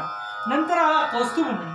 असुर म्हणाले, तो आम्हाला काय कामाचा, काच मणीचा आहे, तो दिला भगवंतांना. नंतर पारिजात वृक्ष आला. बळीला विचारलं पाहिजे का, तो नको म्हणाला, म्हणून तो स्वर्गात इंद्राला देऊन टाकला. नंतर अप्सरा आल्या. बळीने पाहिलं, मग ओरडायलाच लागला, म्हणाला मला पाहिजे. मग त्यावर अप्सरा म्हणाल्या, पण आम्हाला नको ना तुम्ही. असुर म्हणाले, मग जा, तुम्हाला जायचंय तिकडे. अप्सरा स्वर्गात गेल्या. नंतर लक्ष्मी आली. तिच्या हातात वरमाला होती. लगेच असुर म्हणाले, मला पाहिजे, म्हणून मागून धावले. लक्ष्मी म्हणाली, मला मला करतात त्यांच्याकडे तर मी थांबतच नाही. देवांनाही वाटत होता आपल्यालाच मिळावी. तिथे 3 मंडप होते, दैत्यांचा, ऋषींचा आणि देवांचा. सगळे जरा विश्रांतीसाठी बसले होते. लक्ष्मी प्रथम आली दैत्यांच्या मंडपाजवळ. त्यांच्याकडे पाहिले सगळे विकारी, निर्दयी असू. अरे रे, असला नवरा नकोच, ते मला मला करत होते. पण ती म्हणाली, न मागे तयाची रमा होय दासी. मला शांत स्वभावाचा व मला न म्हणणारा पाहिजे, म्हणून संपत्तीच्या मागे लागून संपत्ती आपल्या मागून आली पाहिजे. नंतर तो ऋषींच्या आश्रमाजवळ. हे तर दुर्वास, कोपिष्ट, नको रे बाबा. हे तर विश्वामित्र, मेनकेने यांची तपस्या भंग केली, ते पण नको. अनेक ऋषीमुनी, पण सगळेच कोपिष्ट, एकही शांत नाही. नंतर गेली देवांच्या मंडपात. देवलोक पण कामी. परशुराम क्रोधी, याने तर आईचं मस्तकच तोडलं. इंद्र कोपी, स्त्री लंपट, अहिल्याचं सत्वारण केलं. तर हा देवावरच अवलंबून, स्वतःचा पराक्रम नाही. शंकर कोपिष्ट, यांचं तर स्मशानात वास्तव्य. अंगाला राख, वल्कल धारण करणार, बारीक डोळे, वैराग्य वृत्ती, म्हणून पुढे गेले. तोच दत्तात्रय, हे तर परमहंस योगी, सर्व संग परित्याग केलेले. पुढे हनुमंत, हा तर बाल ब्रह्मचारी. राम एक पत्नी, म्हणून नको. यापैकी कोणीही पसंत पडेल. मला तर शेवटी काळाच्या तडाख्यातून सुटणारा षड गुण ऐश्वर्य भगवंत पाहिजे. शेवटी क्षीर सागरात पडलेले महाविष्णूंना पाहिले. शांत मुद्रा, त्यांचा ठाई यश, श्री, औदार्य, ऐश्वर्य, पराक्रम, शांती, हे 6 गुण. म्हणून तिने त्यांना वरमाला घातली. नंतर सुरा निघाले. असुर म्हणाले, आम्हाला पाहिजे, त्यांना देऊन टाकली. म्हणून सुरा पिता ते असुर हावरडासारखी सुरा प्यायले आणि बेफाम झाले. एवढ्या धन्वंतरी हातात अमृत कुंभ घेऊन आले. ते पाहताच असुरांनी ती हिसकावून घेतलं व देव व दानव आपापसात भांडू लागले. आरडाओरडा ऐकून भगवंतांनी मोहिनी अवतार घेतला. मोहिनीचा मायावी अवतार पाहून असुर मोहित झाले. तिला विचारू लागले, सुंदरी, तू कोण आहेस, कुठून आलीस, कुठे राहतेस, तुझं गाव कुठे, तुझा विवाह झाला आहे का? मोहिनीने त्यांच्यात भ्रम निर्माण केला. ती म्हणाली, मी अविवाहित आहे, तुमच्या कल्याणासाठीच आले आहे. जो माझ्यावर जीवापाड प्रेम करेल त्याच्या दारी मी राहील. भगवंताच्या भक्तीची त्या मुडांना काय कल्पना असणार. एकदा नारदांनी विचारलं, भगवंता, तुला भेटायचं तर कुठे? भगवंतांनी उत्तर दिले, नाहम वसामी वैकुंठे योगिनां हृदये रहो मद्भक्ता यत्र गायत्री तत्र तिष्ठामि नारद. मी वैकुंठात राहत नाही, योग्यांच्या हृदयातही राहत नाही. जिथे माझे भक्त माझे गायन करतात, नाम घेतात, तिथेच मी राहतो. पण या असुरांना काय करणार? वेड्यांनी अर्थ वेगळाच काढला. ते मोहिनीला म्हणाले, आम्ही तुझ्यावर मोहित झालो. हे अमृत वाटप तूच कर, तुझ्यावर विश्वास आहे, तू करशील ते आम्हाला मान्य आहे. मोहिनीने 2 रांगा केल्या, एक रांग असुरांची, एक देवांची. मोहिनीने देवांच्या रांगेत वाटप सुरू केले. राहू हळूच असुरांच्या रांगेत उठला आणि चंद्र सूर्यांच्या मध्ये जाऊन बसला. मोहिनीने देवाला अमृत पाजता पाजता राहूलाही दिलं. लगेच सूर्याला मोहिनीची कल्पना दिली. अहो, हा असुर आहे. लगेच भगवंताने सूर्यदर्शन चक्र सोडून त्यांचं शीर तोडलं. धडात अमृत गेलं नसल्यामुळे धड मेलं व कंठापर्यंत शीर राहिलं आणि तो राहू म्हणून ग्रहात जाऊन बसला. पण ही गोष्ट असुरांच्या लक्षात आली. हे देवांचं कपट कारस्थान आहे आणि सगळे असुर देवांशी युद्ध करू लागले. यात अनेक असुर मारले, अनेकांचे हात पाय तुटले, कारण अमृत पिऊन देव बलशाली झाले होते. जेव्हा बळीने इंद्रावर अनेक बाणांचा वर्षाव करायला सुरुवात केली, तेव्हा इंद्राने बळीवर आपल्या अमोघ वज्राचा प्रहार केला. त्यामुळे बळी पंख तोडलेल्या पर्वताप्रमाणे आपल्या वाहनासह जमिनीवर कोसळला, बेशुद्ध पडला. बाकीच्या सैन्यातील अनेक प्रमुख दैत्य सैनिकांनी इंद्रावर देवांवर शस्त्रास्त्रांचे प्रहार केले, पण त्यात त्यांना यश आले. तर रणभूमीवर रक्ताचा सडा व मृत सैन्यावर ढीग दिसू लागला. सर्वात शेवटी आपले सर्व भाव मेलेले पाहून नमुजी दैत्य रागावला व त्याने इंद्रावर त्रिशूळ सोडले. तेव्हा इंद्राने त्रिशूळ येत असलेले पाहून बाणांनी आकाशातच त्या त्रिशूळाचे हजारो तुकडे केले व आता तो वज्रप्रहार करण्याच्या तयारीत होता. प्रहार केला पण नमुजीला काही झाले नाही. तेव्हा इंद्र चिंता करू लागला. इतक्यात आकाशवाणी झाली की या दानवाला मी वरदान दिले की हा ओल्या किंवा वाळलेल्या वस्तूंनी मरणार नाही, तेव्हा तू दुसरा उपाय शोधून काढ. इंद्राने विचार केला. ना सुकलेला ना ओला अशा समुद्राच्या फेसाने नमुजीच्या मस्तक उडवले. मुनी देव यांनी इंद्रावर पुष्पवृष्टी केली. ब्रह्मदेवांनी नारदांना देवाकडे पाठवले व युद्ध बंद करण्यास सांगितले. नारदांचं म्हणणे मान्य करून देवांनी क्रोध आवरला व युद्ध बंद करून ते स्वर्गात निघून गेले. शुक्राचार्यांनी संजीवनीच्या सहाय्याने असुरांना जिवंत केले व नारदांच्या आज्ञेप्रमाणे अस्ताचलावर निघून गेले व इंद्रासह सर्व देव स्वर्गात निघून गेले. स्वर्गात गेल्यावर नारद शंकरांना भेटले व मोहिनीच्या रूपाचं वर्णन केलं. तेव्हा शंकर भगवंतांना म्हणाले, आम्हाला दाखवण्यात ये रूप. भगवंत म्हणाले, अरे कशाला ते परत नाटक. पण शंकर काही ऐकेना. बोलता बोलता अचानक एक सुंदर बगीचा दिसला. यात एक सुंदर स्त्री होती आणि तिच्या हातात चेंडू होता. चेंडू जमिनीवर आपटत खेळत होती. तिने रेशमी पैठणी परिधान केली होती. त्यावर कमरपट्टा होता. काळेभोर केस भुरभुरत होते. कानातील कुंडलाचं तेज गालावर झगमगत होतं. त्यामुळे तिचा चेहरा अधिकच खुलून दिसत होता. चेंडू पकडायला धावायची तेव्हा पायातले नुपूर रुणझुण वाजत होते. एवढ्यात शंकराकडे पाहून तिने लाजेने स्मित हास्य केले. अशा तिला पाहताच शंकराचा देहभान विसरून तिच्या मागे जाऊ लागले. पार्वतीलाही विसरले. भगवंताच्या मायेने शंकरही मोहित झाले. पण ज्याच्या शिरावर ज्ञानगंगा आहे, त्याचे वाहन धर्म आहे, त्याला काम प्रभावित करू शकतो का? शंकरांना यातून हेच दाखवायचं होतं की माया तरुण जाणे खूप कठीण आहे. गीतेत म्हटलं आहे, दैवी दयेशा गुणमयी मम माया दुरत्तया मामेव ये प्रपद्यन्ते माये मेता तरंतितो. भगवंत म्हणाले, माया पार करणे खूप कठीण आहे. मला जो अनन्य शरण येतो तो मायेला सहज पार करतो. शंकर विचार करतायत, भगवंताच्या मायेने एवढा आनंद मिळतो तर त्याच्याशी एकरूप झाल्यावर किती आनंद मिळत असेल. शंकर भेटायला आतुर झाले. आलिंगन द्यायला पुढे आले. तो नारायण प्रकट झाले आणि इथे हरिहराचे मिलन झाले. नंतर शंकर स्वर्गात आले व ऋषींना उपदेश केला. ऋषींनो, भगवंताची माया सर्वांना नाचवते. ही माया कुठे लोटून दे भरोसा नाही. त्यामुळे आपण जितेंद्रिय असा गर्व करू नका. मायेच्या पडद्याला दूर सारण्यासाठी मनाला कृष्णमय बनवा. तरी सुद्धा मोठे मोठे ऋषी मायेच्या जाळ्यात फसले. तर आज कलियुग आहे. कलियुगात तर माणूस कामाचा किडा आहे. म्हणून मायेला जिंकण्यासाठी सावध राहायला पाहिजे. शंकर भगवान मानवाला समजावित आहेत, हरिस्मरण आणि हरिकीर्तन मानवाला मोहिनीच्या मोहापासूनच वाचवू शकतात.